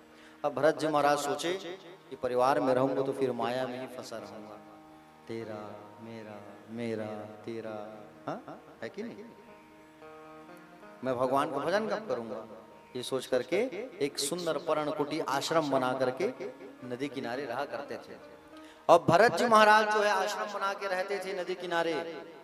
एक समय की बात है, नदी के किनारे छोटे छोटे हिरन चारा चर रहे थे, और नदी के किनारे छोटे छोटे हिरन चारा चर रहे थे। उसी समय भरत जी नदी में नहा रहे थे, डुबकी लगा रहे थे, और भरत जी उसी समय नदी में डुबकी लगा रहे थे, नहा रहे थे। प्यारे छोटे छोटे हिरन चारा चर रहे थे, चारा चर रहे थे छोटे छोटे हिरन जो है प्यारे। अचानक शेर के दहाड़ने की आवाज आई जोर से, और शेर की दहाड़ने की जब आवाज आई तो सब हिरन भागने लगे। उसमें से एक हिरणी गर्भवती थी, अब वो भी भागने लगे। अब वो जाए कहां, शेर आ रहा है। वो हिरणी जो है नदी में छलांग लगाने लगी। क्या लगाने लगी? नदी में छलांग लगाने लगी। और जैसे ही नदी में छलांग लगाने लगी तो उसके गर्भ से गर्भपात हो गया, छोटा बच्चा का जन्म हो गया। वो हिरणी तो पानी में डूब के मर गई, छोटा बच्चा जो था वो फड़फड़ा रहा था। भरत जी महाराज की आंखों में वो बच्चा दिखा। भरत जी महाराज उस शावक को लेकर के अपने आश्रम में आए। भरत जी महाराज उस बच्चे को ले आए, और बच्चे को ला करके भरत जी महाराज जो उसका पालन पोषण करने लगे, पालने लगे, उसे प्रेम करने लगे, और सुंदर पालन पोषण करके खाना खिलाते थे, दूध पिलाते थे, सुंदर उन्हें प्रेम करते थे। सोते थे तो अपने साथ सुलाते थे, खाते थे तो खिलाते थे, कहीं जाते थे तो लेके जाते थे। इतना प्रेम हो गया उससे। सोते थे तो हिरन, खाते थे तो हिरन, कहीं जाते थे तो हिरन, हाय हिरन, हाय हिरन, हिरन हिरन हिरन हिरन हिरन। एक बार भरत जी महाराज जो है वन गए हुए थे, जंगल, फूल वूल लाने के लिए, पुष्प लाने के लिए, और पुष्प वगैरह लाने के लिए जैसे ही गए भरत जी महाराज जो है ना, तो प्यारे भक्तजन उनका जो हिरण था, हिरण जो है बहुत सारे हिरणों के झुंड में जा करके मिल गया। आश्रम के पास हिरण लोग गुजर रहे थे, और आश्रम के पास जब हिरण गुजर रहे थे तो उस हिरणों के झुंड में जा करके भरत जी महाराज का वो हिरण उसमें झुंड में मिल के चला गया, आश्रम को छोड़ दिया। और आश्रम को छोड़ के चला गया। भरत जी महाराज वापस आए। अब भरत जी महाराज जैसे वापस आए तब देखा कि बोले मेरा हिरण गायब हो गया है। ढूंढने लगे, हिरण कहाँ हो तुम, हिरण कहाँ हो, मेरा प्यारा हिरण, हाय हिरण, हाय हिरण, हाय हिरण, हाय हिरण। हिरण हिरण हिरण हिरण कह के प्राण को त्याग किया। अंतिम समय में क्या पुकारा उसने, हिरण को पुकारा। और अंतिम समय में कहीं राम को पुकार लेता, अंतिम समय में अगर राम को पुकार लेता तो तर जाता वो, लेकिन हिरण को पुकारा है। और हिरण को पुकारा है तो फिर हिरण ही बन करके आना पड़ा उसको। हाँ? हिरण हिरण पुकारा तो हिरण ही बन करके आना पड़ा उसको। अंतिम समय में जिसका स्मरण आए मन में वो जन्म एक न एक बार जरूर मिलता है। इसलिए अंतिम समय में केवल श्रीमन नारायण का ध्यान करो आप। हाँ? आजकल के लोग जो है कुत्ता पालते हैं, है कि नहीं। मान लो जाए आदमी मरने वाला है और घर का कुत्ता जो है सामने है तो उसको देख करके प्राण त्याग दे, तो अगले जन्म में उसको कुत्ता ही बनना पड़ेगा। हाँ? आज लोग जो हैं गाय पालना छोड़ दिए हैं। हाँ? और गाय पालना छोड़ के आदमी लोग आजकल कुत्ता पालते हैं। जिसे घर के बाहर रहना चाहिए वो घर के अंदर है, और जिसे घर के अंदर रहना चाहिए वो घर के बाहर है। ऐसी विडंबना है कि नहीं। कुत्ता पालना बुरी बात है, पालो लेकिन उसे घर के अंदर नहीं, घर के बाहर बांध के रखो, घर की देहली पर, देहली से अंदर ना आए। समझ रहे हो ना। किनके घर है कुत्ता, हाथ उठाओ तो। रायपुर में अक्सर देखे बड़े मिलते काबर का रायपुर में कथा मोर ज्यादा होते, रायपुर में ही कथा खूब होती है। और इधर उधर भोजन के बाद टहलने निकलो या सुबह तो देखने को मिलता है सब कुत्ता पकड़े रहते हैं, घुमाते रहते हैं। कुत्ता मत पालो, पालना है तो गौ माता को पालो। गौ माता तुम्हें आशीर्वाद देगा, कुत्ता तुम्हें आशीर्वाद नहीं देगा। तो भरत जी महाराज ने प्राण त्यागा, हिरण हिरण हिरण कह करके प्राण त्याग दिया। दूसरा जन्म हुआ हिरण का। कौन सा जन्म हुआ, हिरण का। और हिरण का जब जन्म मिला फिर भी उनको पूर्व जन्म का सब बात याद था कि मैं भरत जी महाराज था। समझ रहे हो ना, सब मालूम, क्योंकि कर्म अच्छा है ना। कर्म अगर अच्छा है तो हमको हमारे पूर्व जन्म की सारी बात याद रहती है। मालूम चला माया में फंस गया मैं, वो हिरण के चक्कर में ऐसा फंसा कि भगवान का भजन होना बंद हो गया मेरे से। अंतिम समय में अगर नारायण को ध्यान कर लेता, मैं स्मरण कर लेता तो मेरी मुक्ति हो जाती। अंतिम समय में मैंने हिरण को याद कर लिया, इसलिए मैं हिरण बन गया। अंतिम समय में भगवान से कहा करो, क्या कहा करो भगवान से कि गोविंद मेरी यह प्रार्थना है, भूलो न मैं नाम कभी तुम्हारा, निष्काम होकर दिन रात गाऊं, गोविंद दामोदर माधवेति, देहांत काले तुम सामने हो, बंसी बजाते मन को लुभाते, गाता यही मैं तननाथ त्यागो, गोविंद दामोदर माधवेति। भगवान से नित्य कहो हे भगवान, अंतिम समय में केवल आपका ध्यान हो और अंतिम समय में आप ही दर्शन देने आना। ये भगवान से कहो, पुकारो, बोलो, भगवान से बोला करो रोज।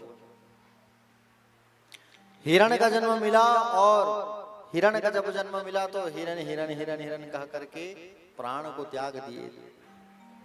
हिरण का जब जन्म मिला तो सूखे सूखे पत्तों को खा खा करके प्राण को त्याग दिया। सूखे सूखे पत्तों को, घास को खा खा करके प्राण त्याग दिया। तीसरा जन्म हुआ ब्राह्मण परिवार में, अंगिरा गोत्र वाले ब्राह्मण परिवार में इनका जन्म हुआ। और जैसे ही ब्राह्मण परिवार में जब जन्म हुआ ना, ये लोग जो है 9 भाई थे। कितने भाई थे? 9। सबसे छोटा भरत जी महाराज ही थे। बाकी के बाकी 8 पुत्र तो पढ़ लिख करके ज्ञानी बन गए, पंडित बन गए। लेकिन ये जो छोटा वाला था भरत जी महाराज, इनको पूर्व जन्म का सब बात स्मरण में था, इनको याद था। भरत जी महाराज जो है पंडित बनना ही नहीं चाहे। क्यों नहीं चाहे? मालूम है पंडित बन जाऊंगा तो पिताजी पूजा कराने भेजेंगे, दक्षिणा आएगी, उससे मेरा मन जो है पैसे में लिप्त हो जाएगा, कामस्त हो जाऊंगा मैं, पैसे की ओर मेरा मन भागेगा, इसलिए मैं पंडित ना बनूं, चुपचाप रहूं। पिताजी कहे आ बेटा तुझे गायत्री मंत्र सिखा दूं। गायत्री मंत्र सिखाने लगे। चलो कहो बेटा ओम भूर्भुवः स्वः। तो वो केवल ओम भूर तक अटके रहे। उन्हें मालूम है वेद का ज्ञान है, उपनिषद का ज्ञान है, मंत्रोच्चार जानते हैं, लेकिन जानबूझ करके बोलते नहीं हैं। बोल के बता दूंगा फर्राटे दर तो फिर पंडित जी बना देंगे, पापा जो है, पिताजी जो है, और ड्यूटी में लगा देंगे। मुझे नहीं करना, मुझे तो केवल भगवान की भक्ति करना है।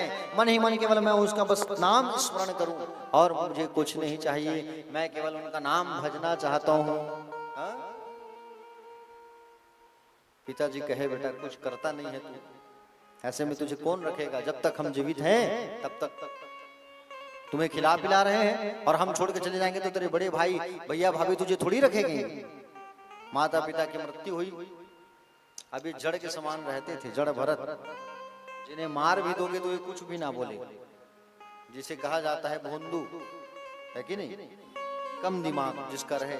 अब ये वैसे ही रहते थे कम दिमाग वाला बन करके, कहीं ज्यादा दिमाग वाले बन गए तो फिर दिक्कत हो जाएगा। इससे अच्छा भैया कम ही दिमाग वाले बने रहो।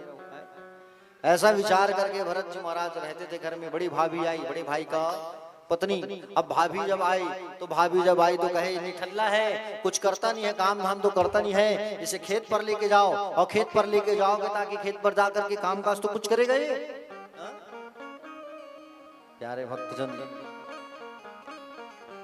भरत जी महाराज को कहे जा बेटा, जा भाई, खेत में जाना, धान बोना है तो खेत को समतल करके आना, कोई मिट्टी उबड़ खाबड़ होगी तो ठीक करके आना उसे, जा।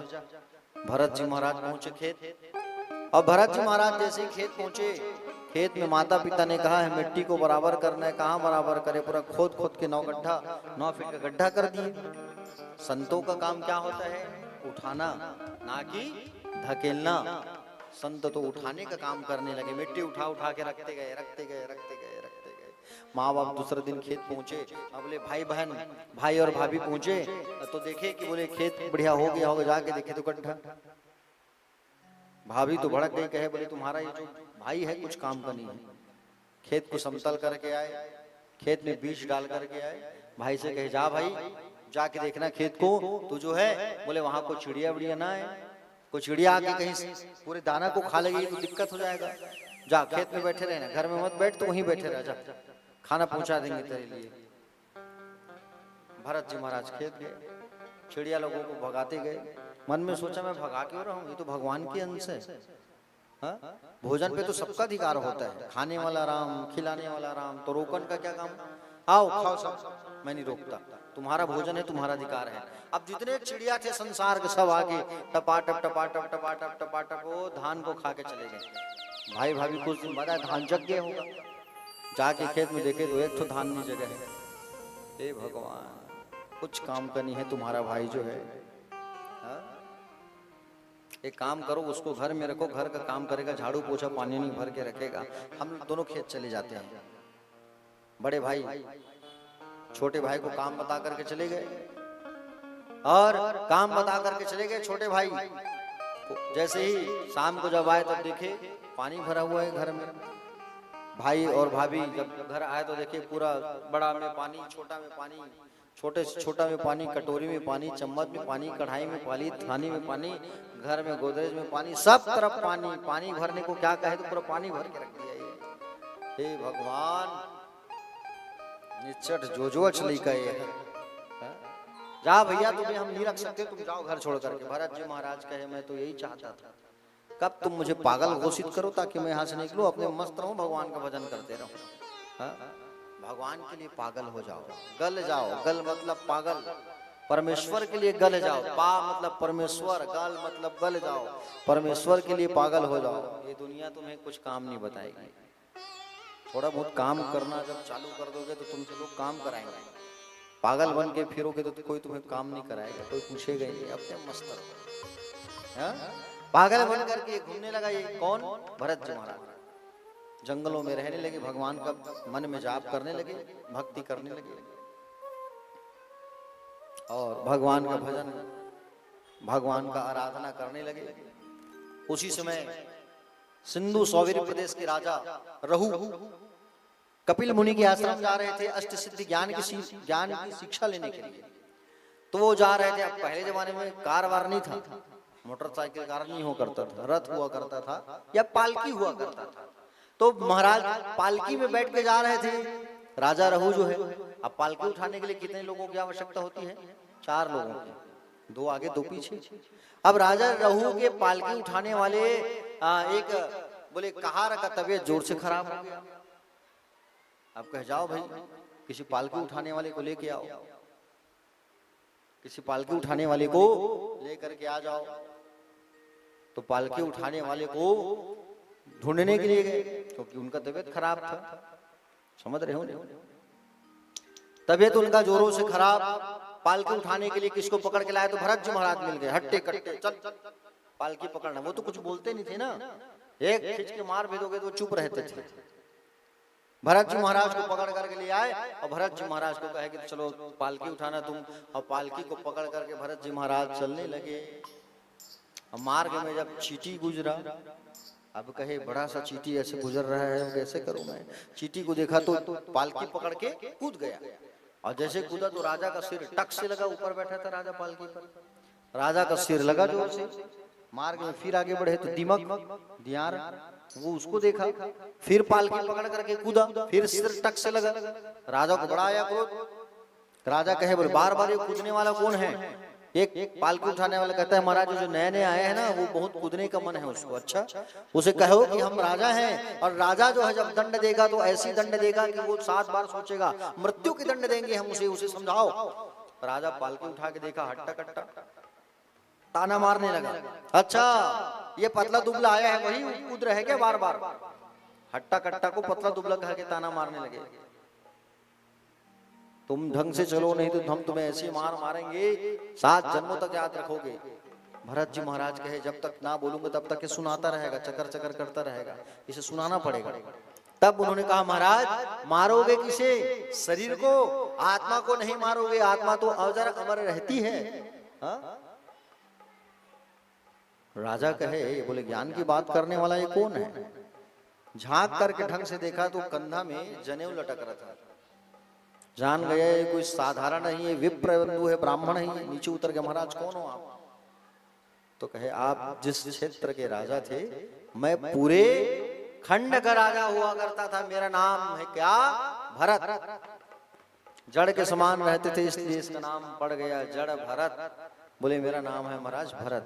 भरत जी महाराज से ज्ञान की बातें सीखने लगे और भरत जी महाराज से ज्ञान की बात सीखने लगे। भरत जी महाराज वापस जंगल में रहने लगे।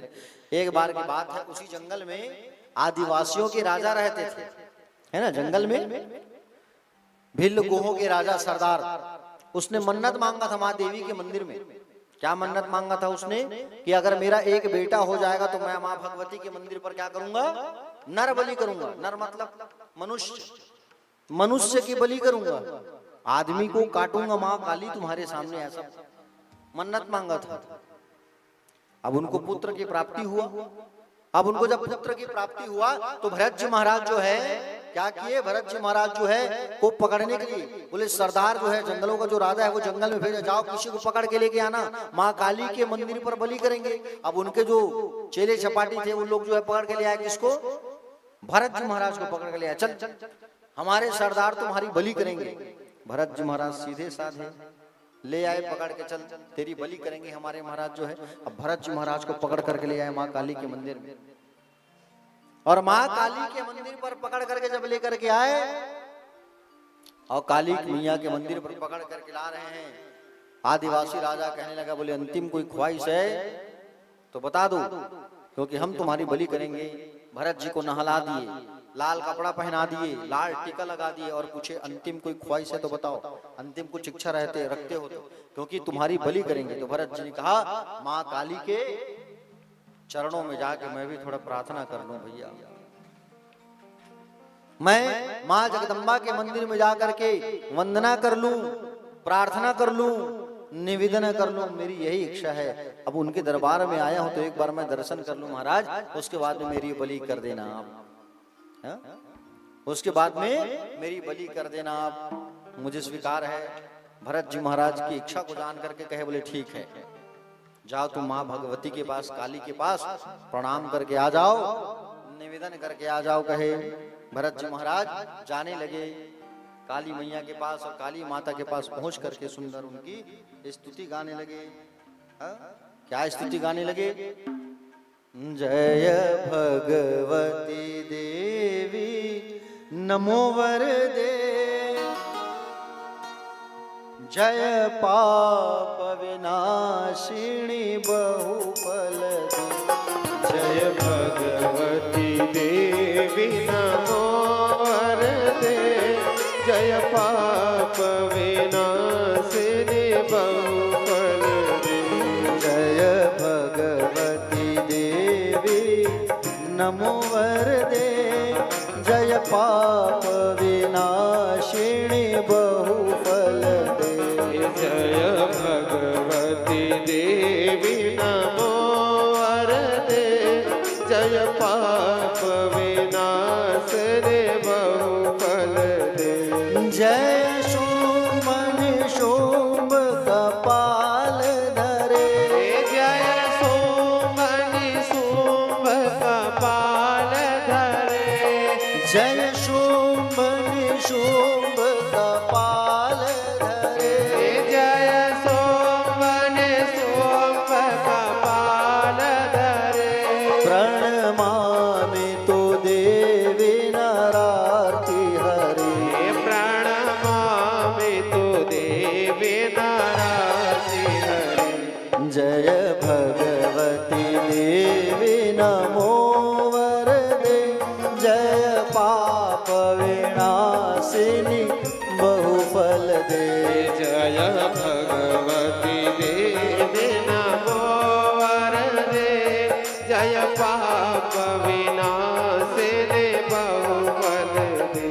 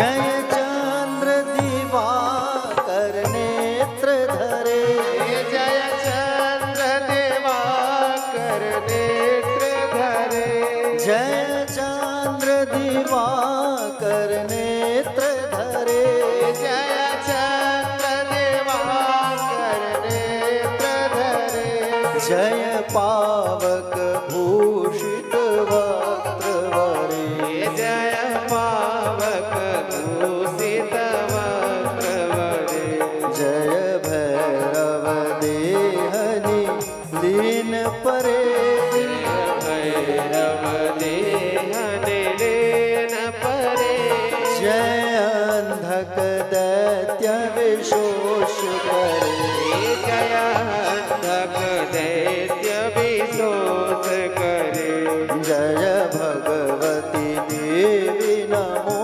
वरदे, जय पाप विनाशिनी बहुफल दे, जय भगवती देवी नमो वरदे, जय पाप विनाशिनी बहुफल दे, जय पाप विनाशिनी बहुफल दे, जय पाप विनाशिनी बहुफल दे।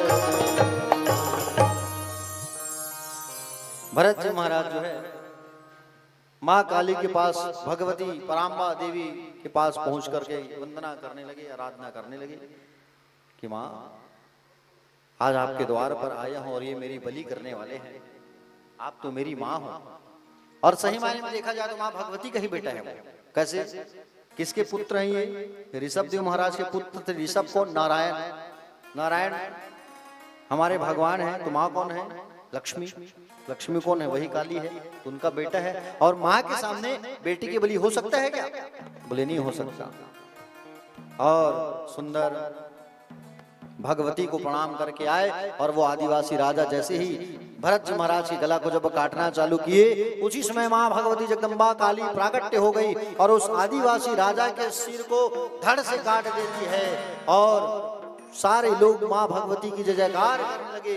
भरत जी महाराज भी सुंदर जय जयकार करने लगे। बोलो भगवती काली मैया की जय हो। आइए सब मिलकर के माँ काली का छोटा सा भजन गाते हैं, फिर कथा में आगे प्रवेश करेंगे।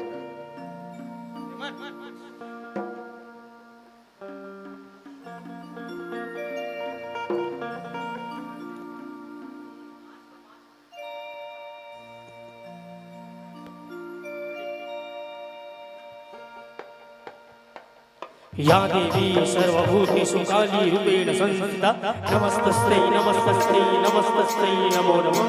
या देवी सर्वभूतेषु काली रूपेण संस्थिता नमस्तस्यै नमस्तस्यै नमस्तस्यै नमो नमः।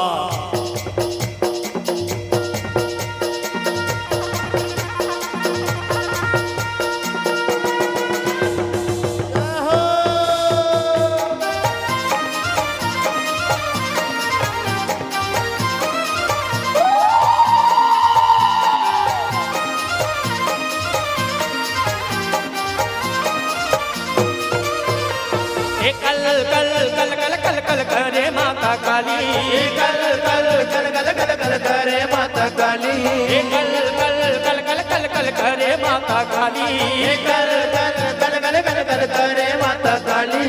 काला थप्पड़ धरे हाथ मारू बदी के बिकराली, काला थप्पड़ धरे हाथ में रूप धरे बिकराली।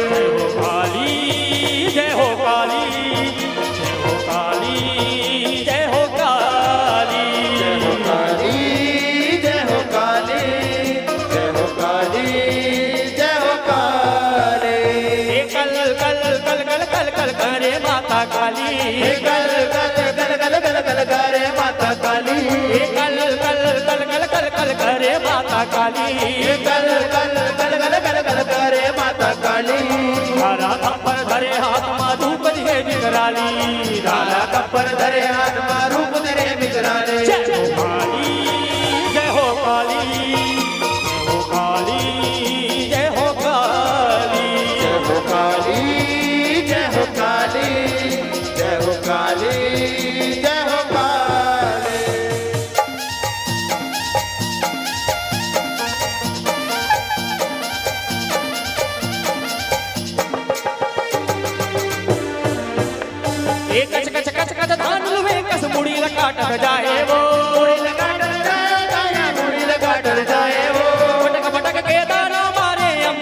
पहुँचाए वो, यमलोक पहुँचाए दया यमलोक पहुँचाए वो, गज गज गज गज धानुल में कस मुड़ी लकाट जाए वो, मुड़ी लगा डर जाए वो, पटक पटक के दाना मारे यमलोक पहुँचाए वो, यमलोक पहुँचाए दया यमलोक पहुँचाए वो, गट गट गट गट गट पिए लहू के लाली, गाड़ गाड़ गड़ गड़ गड़ गड़ पिए लहू के लाली, गाट गाट गट गट गट गट पिए लहू के लाली, गाड़ गाड़ गड़ गड़ गड़ गड़ पिए लहू के लाली, तारा थप्पर धरे हाथ माधु के विकराली, तारा गब्बर धरे हाथ मारू धरे विकराली, जय हो काली, जय हो काली, जय हो काली, जय हो काली, जय हो काली जय हो काली जय हो काली जय हो काली, कालो की काल महाकाली भवानी दाई कलकत्ता वाली, कालो की काल महाकाली भवानी माई कलकत्ता वाली, अरे कालो की काल महाकाली भवानी दाई कलकत्ता वाली, कालो की काल महाकाली भवानी दाई कलकत्ता वाली, कलकत्ता वाली भवानी माई काली, कलकत्ता वाली भवानी माई काली, कलकत्ता वाली भवानी माई काली, कलकत्ता वाली भवानी माई काली, अरे ए भैया, अरे महिमा तुम्हारी निराली भवानी दाई कलकत्ता वाली, कालो की काल महाकाली भवानी माई ए कलकत्ता भैया, कालो की काल महाकाली भवानी दाई कलकत्ता वाली, कालो की काल महाकाली भवानी माई कलकत्ता वाली,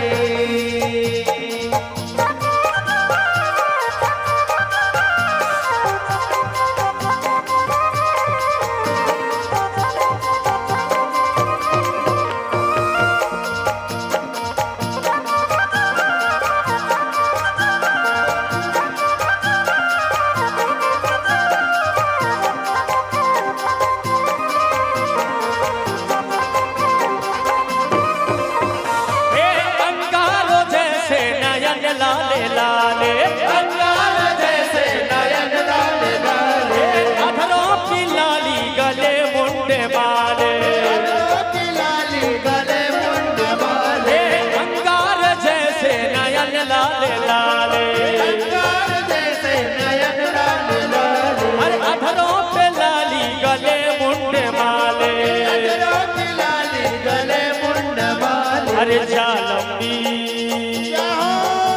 ए भैया, अरे जालंबी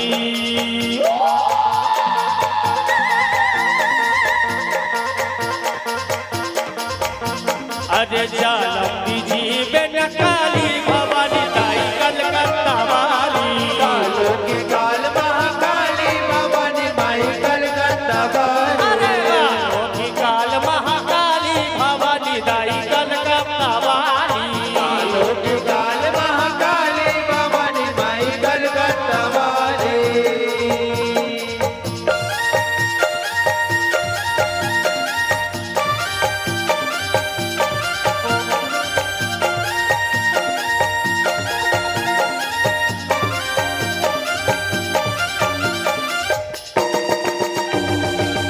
ए मुड़ी मुड़ी के माला पहले चुनी मुड़ी छड़ियाए वो, मुड़ी छड़ियाए बाया चुनी मुड़ी छड़ियाए हो, काल रूप कंकाल माता जी भी आए अपन लमाए वो, चुबिया बन लमाए बाया चुबिया बन लमाए हो, ए मुड़ी मुड़ी के माला पहले चुनी मुड़ी छड़ियाए वो, चुनी मुड़ी छड़ियाए बाया चुनी मुड़ी छड़ियाए हो, काल रूप कंकाल माता जी भी आए अपन लमाए वो, चुबिया बन लमाए बाया चुबिया बन लमाए हो, ए गाट गाट गट गट गट गट पिए लहू के लाली, गड़ गड़ गड़ गड़ गड़ पिए लहू के लाली, गाट गाट गट गट गट गट पिए लहू के लाली, गड़ गड़ गड़ गड़ गड़ पिए लहू के लाली, तारा थप्पर धरे हाथ मारू कदी के विकराली, तारा गब्बर धरे हाथ में रूप दिखे लाली, जय हो काली, जय हो काली, काली जय हो काली, काली जय हो काली जय हो काली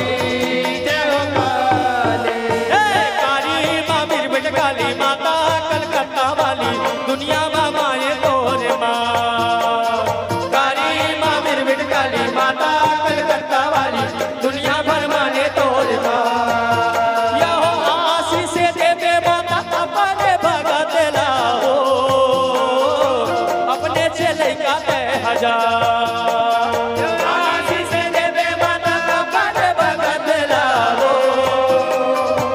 अपने चले का 1000 काली माँ बिरबट काली माता कलकत्ता वाली दुनिया भर माने तोरे माँ काली माँ बिरबिट काली माता कलकत्ता वाली दुनिया भर माने तोरे माँ कल कल कल कल कल कल करे माता काली करे माता काली तारा थप्पड़ धरे हाथ मारूप दिखे बिकराली तारा थप्पड़ धरे हाथ मारूप दिखे बिकराली जय हो काली जय हो काली काली जय हो काली काली जय हो काली जय हो काली जय हो काली जय हो काली जय हो काली जय हो काली जय हो काली जय हो काली जय हो काली जय हो काली काली जय हो काली जय हो काली जय हो काली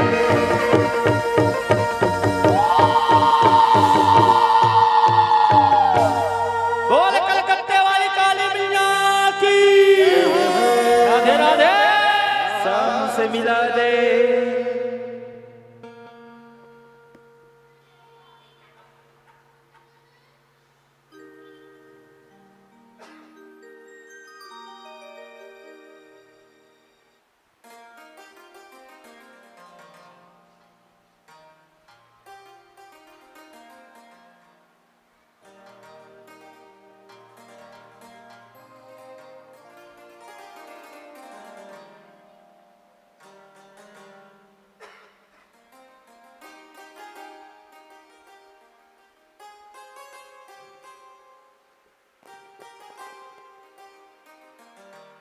बोलिए वृंदावन बिहारी लाल की जय। चलिए एक बार सभी दोनों हाथ उठाइए और बड़े भाव से दोनों हाथ उठा के सभी प्रेम से कहेंगे राधे राधे।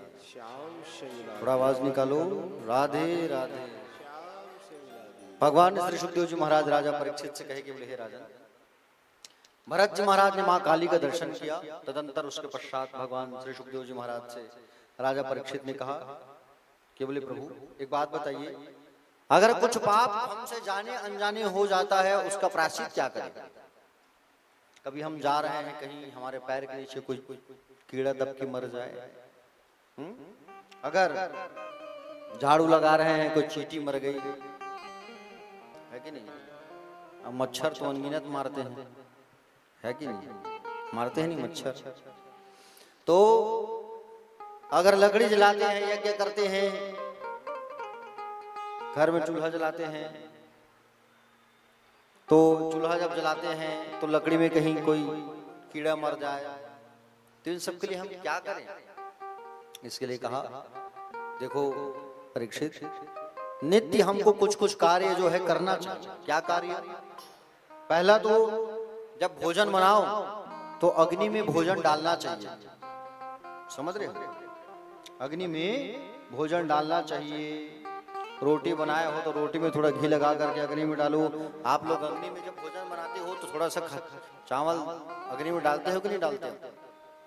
डाला करो। अग्नि पर भोजन डालने से भोजन बिगड़ता नहीं है। घर में नए गैस चूल्हा लाए, खाना बनाना चालू कर दिए, तुम पूजा भी कर लिए हो, नया चूल्हा का लोहा का किए हो, अग्नि का नहीं।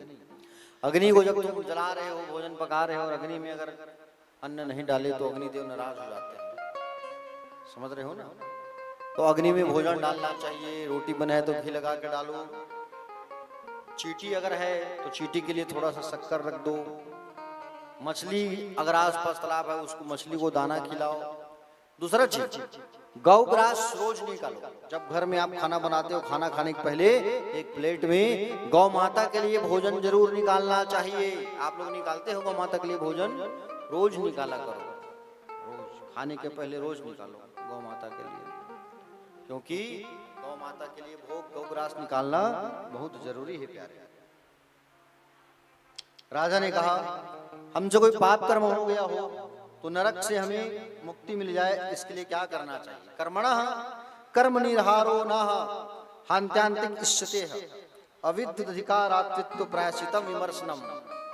तो कहा कि देखो राजा, भगवान श्री कृष्ण के चरणों को पकड़े रहो और दिन भर तुम सत्संग ना करो, सायंकाल बैठ करके आधा घंटा कहीं सत्संग कर लिए तो जाने अनजाने जो पाप होता है वो दूर हो जाता है। प्राचीन काल में एक ब्राह्मण थे जिसका नाम था अजामिल। अजामिल की सुंदर पत्नी थी और महाराज अजामिल जो है नित्य कर्म किया करते थे, पूजा पाठ करवाते थे। एक बार मंदिर से आ रहे थे तो उसने एक गणिका को देखा, वैश्या को, एक पुरुष के साथ संलग्न थी वो। उनको देख करके उनके मन में काम विकार आया और उस स्त्री को लेकर के वो चले गए, गणिका को लेकर के, और गणिका को लेकर के चले गए। और गणिका को लेकर के जैसे ही गए, प्यारे भक्तजन, गणिका को लेकर के जैसे ही वो भागे अपने घर लेकर के आए। गणिका ने पूछा ये कौन है? बोली मेरी पत्नी है। अगर ये आपकी पत्नी है महाराज तो मैं इसे नहीं रख, मैं यहाँ नहीं रह सकती। ब्राह्मण देवता अपनी पत्नी को छोड़ दिया उस गणिका के कारण, वैश्या के कारण। अब उसको रखना चालू कर दिया घर में। एक दिन बैठ करके माला जप कर रहा था अजामिल, तो उसने कहा कि बोले आप माला जप कर रहे हो, क्या कर रहे हो? बोले मैं अपना कार्य कर रहा हूँ। बोले ये सब काम करना छोड़ो और पैसा ला के दो मुझे, चोरी करो, जाओ चोरी कर करके पैसा ला के दो, तुम पैसा लाते नहीं, मुझे पैसा चाहिए। अजामिल चोरी करना चालू कर दिया, गलत कार्य में संलग्न हो गया। चोरी करने जाता था और चोरी कर करके लाता था, पैसा जो है उस गणिका को दिया करता था। 9 पुत्र हो गए थे उस गणिका से, 10वां और आने वाला ही था। चोरी डकैती ये सब काम करना चालू कर दिया था। अयोध्या से कुछ संतों की टोली, 20-25 संतों की टोली पैदल वृंदावन जा रहे थे। पहले प्राचीन काल में क्या होता था, संतों की टोली ना पैदल ही जाया करती थी। अब तो कार का जमाना आ गया, लेकिन पहले भारत भ्रमण संत पैदल ही किया करते थे। मार्ग में अजामिल का गांव पड़ा, गांव के एक सज्जन व्यक्ति से पूछा, बोले भैया हम 20-25 लोग हैं, कोई ब्राह्मण है, उनके घर जाके हम थोड़ा सा चावल मांग लेंगे रात में बनाने के लिए। तो उस व्यक्ति ने मजाक उड़ा दिया, बोले हम तुम्हें ऐसे सज्जन व्यक्ति के घर भेजेंगे, ब्राह्मण के घर, जिंदगी भर याद रखोगे। अजामिल के घर का पता बता दिया। अजामिल घर में नहीं था, अजामिल की पत्नी थी। दरवाजा खटखटाया संत महात्मा, बोले महाराज अजामिल, बोले अजामिल जी है। पत्नी आई, बोले क्या हुआ? बोले हम 20-25 संत हैं, वृंदावन जा रहे हैं, बोले कुछ चावल चाहिए आपके यहाँ कि हम खा सकते हैं, बाकी घर का नहीं ले सकते। भाई आप हमारे विप्र हो, ब्राह्मण देव हो, हमारे जात भाई हो, तो बिल्कुल मदद कर दो। तो कहे ठीक है मैं दे रही हूँ, मेरे पति आएंगे वो भड़क जाएंगे। बोले ठहरो, ला के दे देती है। संत महात्मा जो वहां बैठे और उनके प्रक्रिया को देखते थे, वो चोरी करने जाता था, रात में पैसा लाता था, संत महात्मा बैठे बैठे देखते थे। संत महात्मा जब जाने लगे तो उस जाने के पहले अजामिल के घर आकर के बोले अजामिल की पत्नी को, बोले देखो देवी, आपके पति ब्राह्मण होकर के गलत कार्य कर रहे हैं, हम आपको एक उपदेश दे के जा रहे हैं। अगर आपका बेटा हो गया, अगर आपका संतान बेटा हो गया तो उसका नाम आप नारायण रख देना, बस यही बोलने आए हैं आपसे। इतना कह के चले गए संत महात्मा। और संत महात्मा इतना कहा करके जब चले गए, अजामिल का पाप बढ़ता गया बढ़ता गया। छोटे बेटे से बहुत प्यार था, बेटा ही हुआ उसका छोटा, नारायण नाम रखा उसने। पाप कर्म इतना बढ़ गया, जब उसको ले जाने के लिए यम के दूत आए, किसको? अजामिल को जब लेने आए यम के दूत, और गले में फांसी का फंदा डाल के खींचने लगे। उसी समय ये अजामिल जो अपने छोटे बेटे को बुलाया, नारायण नारायण है नारायण, 3 बार चिल्लाया, नारायण नारायण नारायण। और 3 बार जब चिल्लाता है नारायण नारायण नारायण, 3 बार चिल्लाया नारायण नारायण नारायण, तो भगवान नारायण के पार्षद आ गए, दूत आ गए। और दूत आकर के यमराज के जो दूत थे चंड और प्रचंड, यमराज के दूत भी यमराज के समान ही दिखते हैं, बड़े खतरनाक। यमराज के दूतों से लड़ाई की। बोले ये अजामिल को तुम लेके नहीं जा सकते। बोले क्यों? बोले इसने हमारे स्वामी का नाम लिया है। अरे इसने स्वामी का नाम नहीं, अपने बेटे को बुलाया है। बोले जैसे भी हो अंत समय में भगवान का नाम तो लिया है, इसलिए आप लेके नहीं जा सकते। यमराज के दूतों को वहां से भगा दिए और उनका जीवन बच गया। अजामिल ने सोचा, मैं छोटे बेटे को चिल्लाया नारायण नारायण तो मेरा जीवन बच गया, यम मुझे लेने आए थे चले गए वापस। भगवान के नाम में इतनी शक्ति है, अगर मैं भगवान का नाम अगर जपना चालू कर दूं, अगर भजना चालू कर दूं तो कितना अच्छा रहेगा।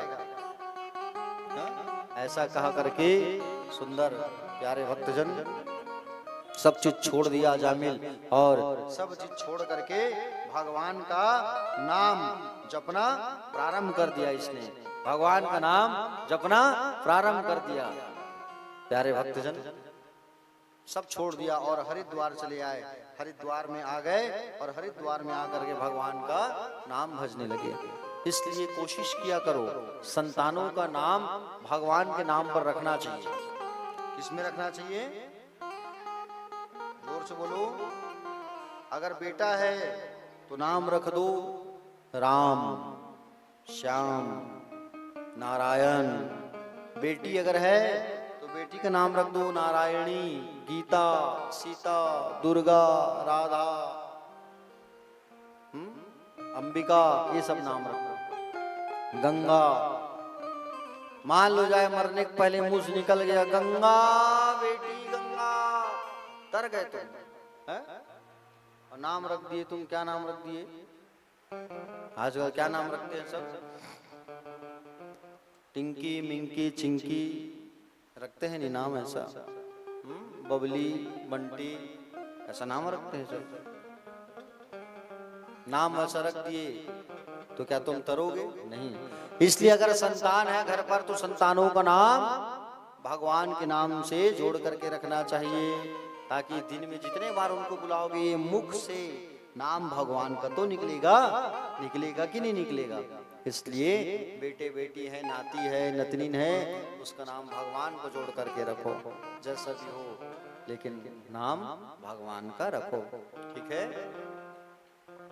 बोले वृंदावन बिहारी लाल की। तो अजामिल का कल्याण हुआ। प्यारे भक्तजन आगे श्री सुखदेव भगवान बताने लगे। देखिए श्री सुखदेव भगवान से एक बार परीक्षा पूछने लगे, प्रश्न पूछने लगे।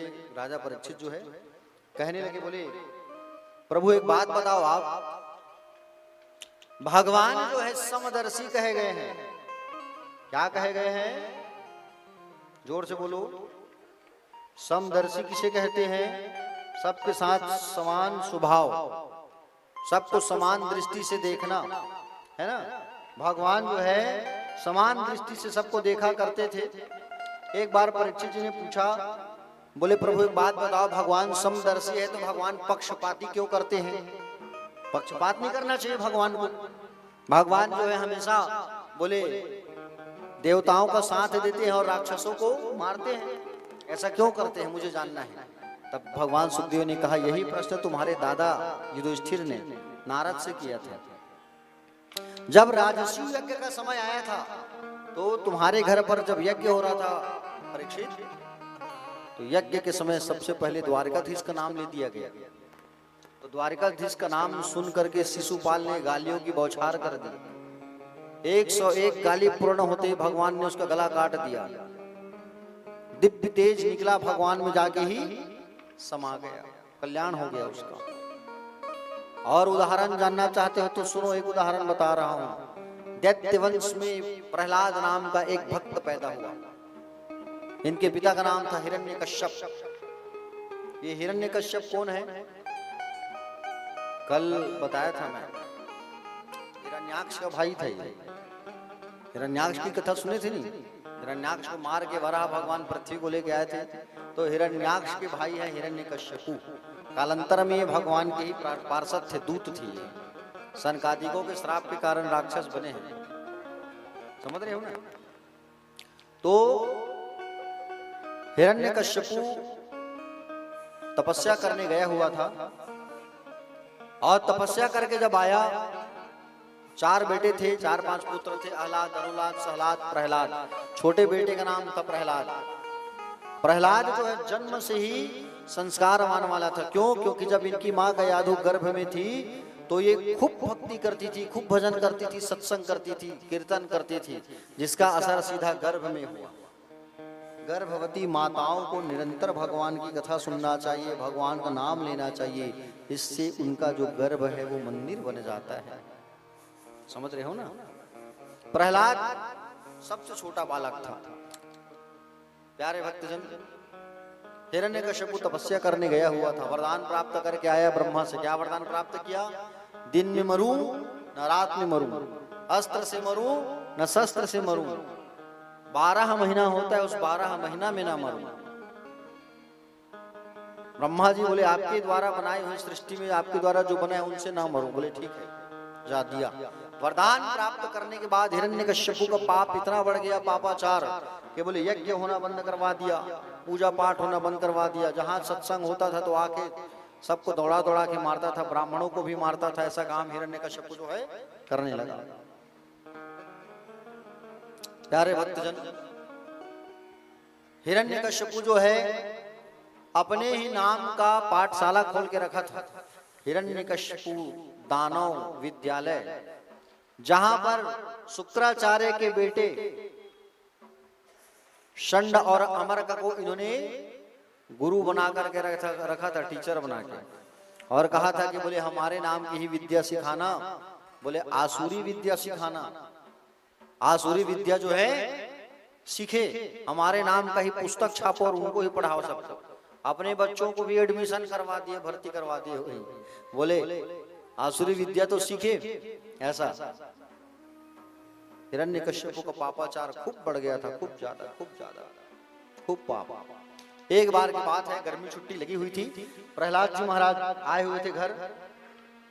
प्रहलाद जी को गोद में बैठा करके उनके पिता हिरण्यकश्यपु ने पूछा, पुत्र कौन कौन सी बात सीखे तुम पाठशाला में, बताओ मुझे जानना है। तो प्रहलाद ने कहा, तत्साधु मन्ये सुरवर्य देहि नाम सदा समुद्विग्न धिय याम सदग्रहात् हित्वा आत्मपातं गृहमंद कोपम वनम गतो यद्वरी माश्रयेत्। प्रहलाद ने कहा, हे तात, हे पिताजी, संसार में प्राणी मैं और मेरे के चक्कर में ही परेशान रहता है। मैं समझता हूं कि यह घर अंधा कुआं है। कौन सा है? अंधा कुआं है। अतः इसे त्याग करके वृंदावन जा करके भगवान का भजन करना चाहिए। हिरण्यकश्यपु ने संडामर्क को पूछा, गुरुजी लोगों को बुलवाया, बुला के पूछा, क्या उल्टा सीधा पढ़ा रहे हो तुम मेरे बच्चे को, प्रहलाद को? हाँ? ये प्रहलाद जो है उल्टा सीधा बोल रहे हैं, क्या पढ़ा रहे हो तुम? हिरण्यकश्यपु के चले जाने पर षंडमर्क जी ने प्रहलाद से पूछा, वत्स प्रहलाद, भद्रम तो सत्यम कथय मामृषा। बोले सही सही बताना प्रहलाद, तुम बिल्कुल सत्य बोलना, झूठ मत बोलना। तुम जो बात बोल रहे हो उसे हमने तो तुम्हें नहीं सिखाया, तुम कहां से सीखे? प्रहलाद जी कहने लगे, गुरुजी बातें तो आपकी भी मुझे अच्छी लगती है, बस पिताजी के भय से आप बोल नहीं पाते। मेरी बात आपको भी अच्छी लगती है, लेकिन पिताजी के सामने डर के कारण आप बोल नहीं पाते मेरी बात। मैं जो अच्छी अच्छी बात करता हूँ आपको भी अच्छा लगता है, दोहराते हो पाठशाला में, लेकिन पिता के सामने आप बोल नहीं पाते, डरते हो पिता से आप। संडामर्क कहने लगे, अरे मूर्ख, तू दैत्यों के चंदन में, ये दैत्यों के जंगल में तू चंदन का पौधा कहां से आ गया तू? दैत्यों का ये सुंदर स्थान है, वहां तो चंदन जैसा पेड़ कहां से आ गया, कहां से सीख रहे हैं सब चीज? संडामर्क पूछने लगे। सुखदेव जी कहते हैं, राजन ये गुरु जी नहीं है, राज सेवक हैं। एक बार जब गर्मी की छुट्टी पड़ी फिर से, तो प्रहलाद आया और गोद में फिर बैठा कर हिरण्यकश्यप पूछने लगा कि बोले क्या क्या सीखे हो तुम?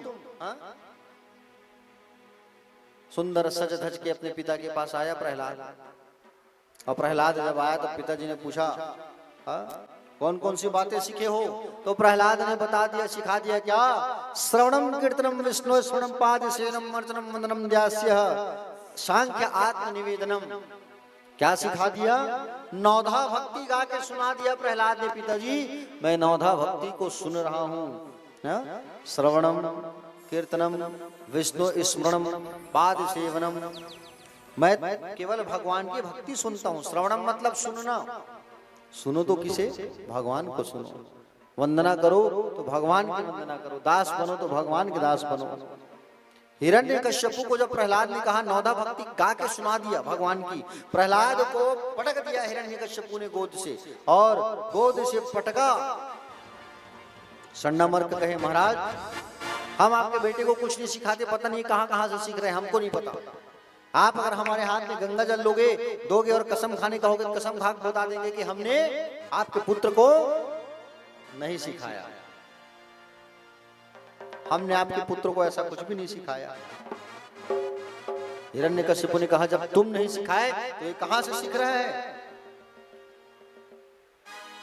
प्रहलाद कहने लगे पिताजी मुझे तो मेरे नारायण मुझे ज्ञान देते हैं और वो ही मुझे सिखाते हैं। आप भी उनके चरणों में आ जाओ और आप भी उनके चरणों में आकर के उनकी निवेदन करो, प्रणाम करो, प्रार्थना करो, आपका भी कल्याण होगा।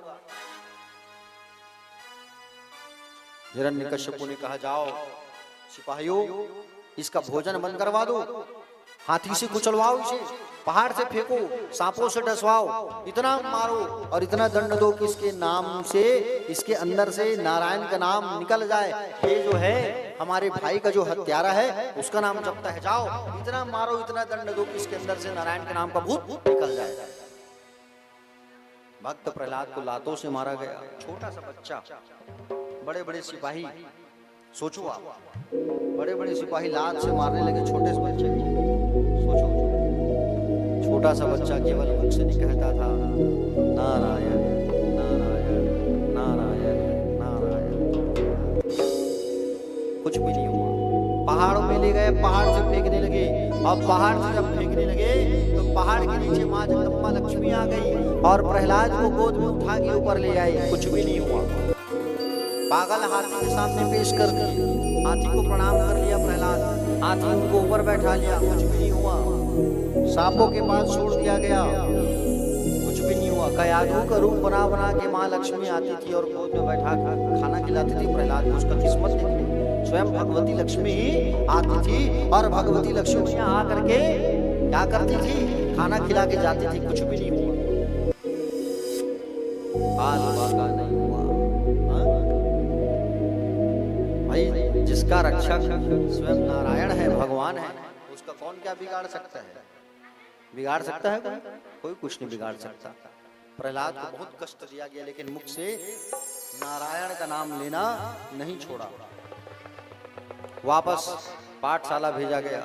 पाठशाला जब आया प्रहलाद जो है तो अपने मित्रों को भी भगवान का नाम लेना सिखा दिया। मित्रों ने कहा अभी क्यों भजेंगे, जब बूढ़े हो जाएंगे तब भजेंगे। प्रहलाद जी ने कहा बोले 50-100 वर्ष की आयु है, 50 वर्ष सोने में निकल जाएगा, प्रारंभिक 20 खेलकूद में निकल जाएगा, अंतिम 20 वर्ष शरीर को संभालने में लग जाएगी, तो बच्चे मात्र 10 और 10 वर्ष में भी तुम क्या करोगे, इसलिए अच्छा अभी से भगवान का भजन करना चालू करो। तो बच्चों को भी नारायण का नाम लेना सिखा रहा है प्रहलाद जो है। आश्रम पर आ गया है वापस, पिताजी आश्रम भेजे हैं, इसको आश्रम भेजो, अगर अब सुधर गया तो ठीक और नहीं सुधरेगा तो मैं खुद आकर के इसे दंड दूंगा। प्रहलाद आश्रम में आए और सब बच्चों को, मित्रों को नारायण का नाम लेना सिखा रहे हैं। चलो सब गाते हैं मिलके एक बार, श्रीमन नारायण नारायण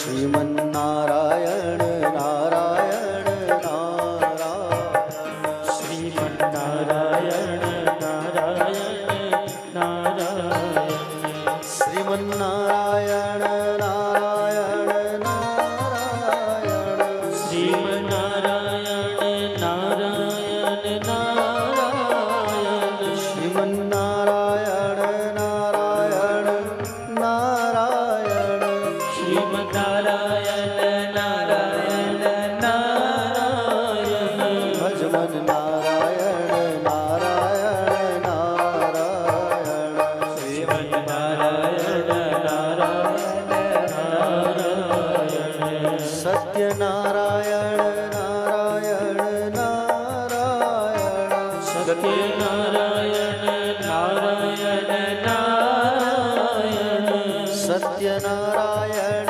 नारायण नारायण, सत्यनारायण नारायण नारायण, हरि नारायण नारायण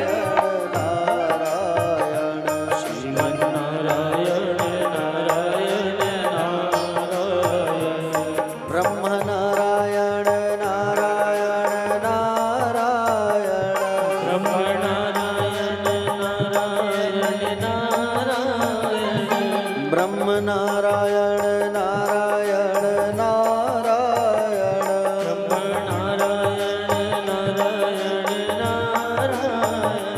विष्णु नारायण नारायण नारायण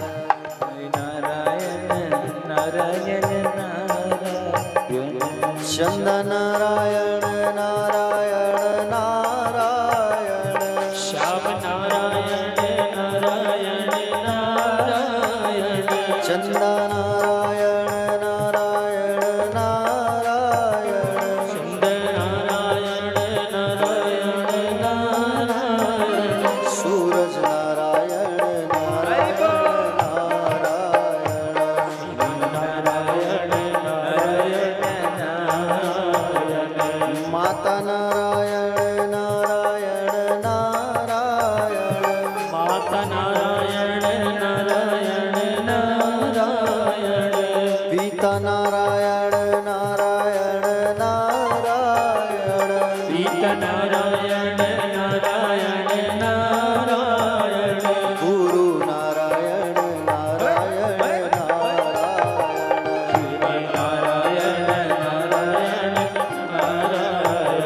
श्रीमन नारायण नारायण नारायण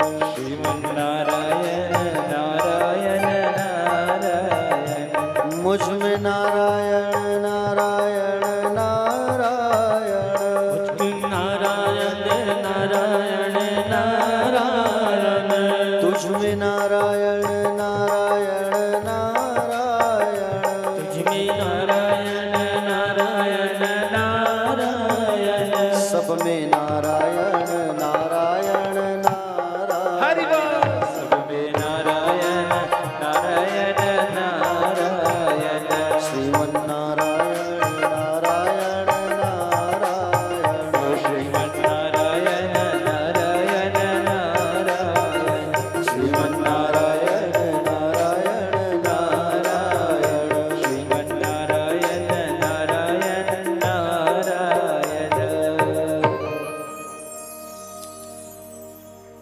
हिरण्यकश्यप जो है सिपाही को भेजा, जाओ भैया देख के आओ क्या चल रहा है वहां। जाके प्रहलाद को छुए, सब के सब चुप हो जा भैया, नौकरी चली जाएगी हमारी। प्रहलाद को जब जाके छुए तो वापस करंट फिर लग गया। भक्त है और भक्त को जाके छुए तो करंट लगा, करंट लगा तो नारायण नारायण चिल्लाना चालू। सब लोग सब इंतजार कर रहे हैं राजमहल में, सिपाही आ नहीं रहा है, आ नहीं रहा है सिपाही। जाके देखो जरा, जाओ देखो जरा। हिरण्यकश्यप जो है सोचा विचार किया कि बोले मैं खुद चल के देखूं, मैं खुद ही जा करके चल के देखूं। और हिरण्यकश्यप जो है खुद ही चल करके जा कर देखा। हिरण्यकश्यप जब जा करके देखा तो सब नाच रहे हैं, नारायण नारायण नारायण। हिरण्यकश्यप को क्रोध आया, क्रोध आया, चिल्ला के भड़क गया,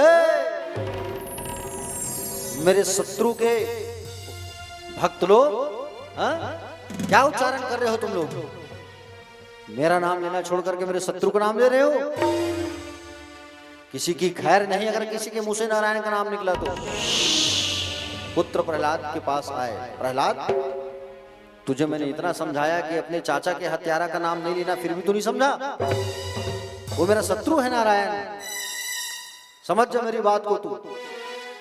प्रहलाद कहे, पिताजी शत्रु मत कहो भगवान को, वो तो हमारे अन्नदाता हैं, हमारे इष्ट हैं, हमारे स्वामी हैं। एक बार उनके चरण में आप चले जाओ तो उनको आपको क्षमा कर देंगे, शरणागत है भगवान, एक बार माफी मांग लो आप। प्रहलाद की बात को अनसुना कर दिया। अच्छा चल बुला तेरे भगवान को, कहाँ है तेरे भगवान, चल बता। प्रहलाद कहे मेरे भगवान तो कण कण में है। अच्छा कण कण में है तो क्या इस खम्भे में है, बता इस खम्भे में है तेरे स्वामी जो है? बोले हाँ इस खम्भे में है। सुन लो आप, खम्भे में जाके कान लगाया, गड़गड़ गड़गड़ गड़गड़ाने की आवाज आई। भरोसा नहीं हुआ हिरण्यकश्यप को, विद्यालय के ऐसे ही खम्भे को तलवार से तोड़ दिया काट के, और खम्भे को जैसे मारा भगवान नारायण वहां से प्राकट्य हो गए और स्वयं भगवान नारायण प्रकट हो गए नरसिंह भगवान के रूप में। बोलो नरसिंह भगवान की। नरसिंह भगवान का आगमन हो गया।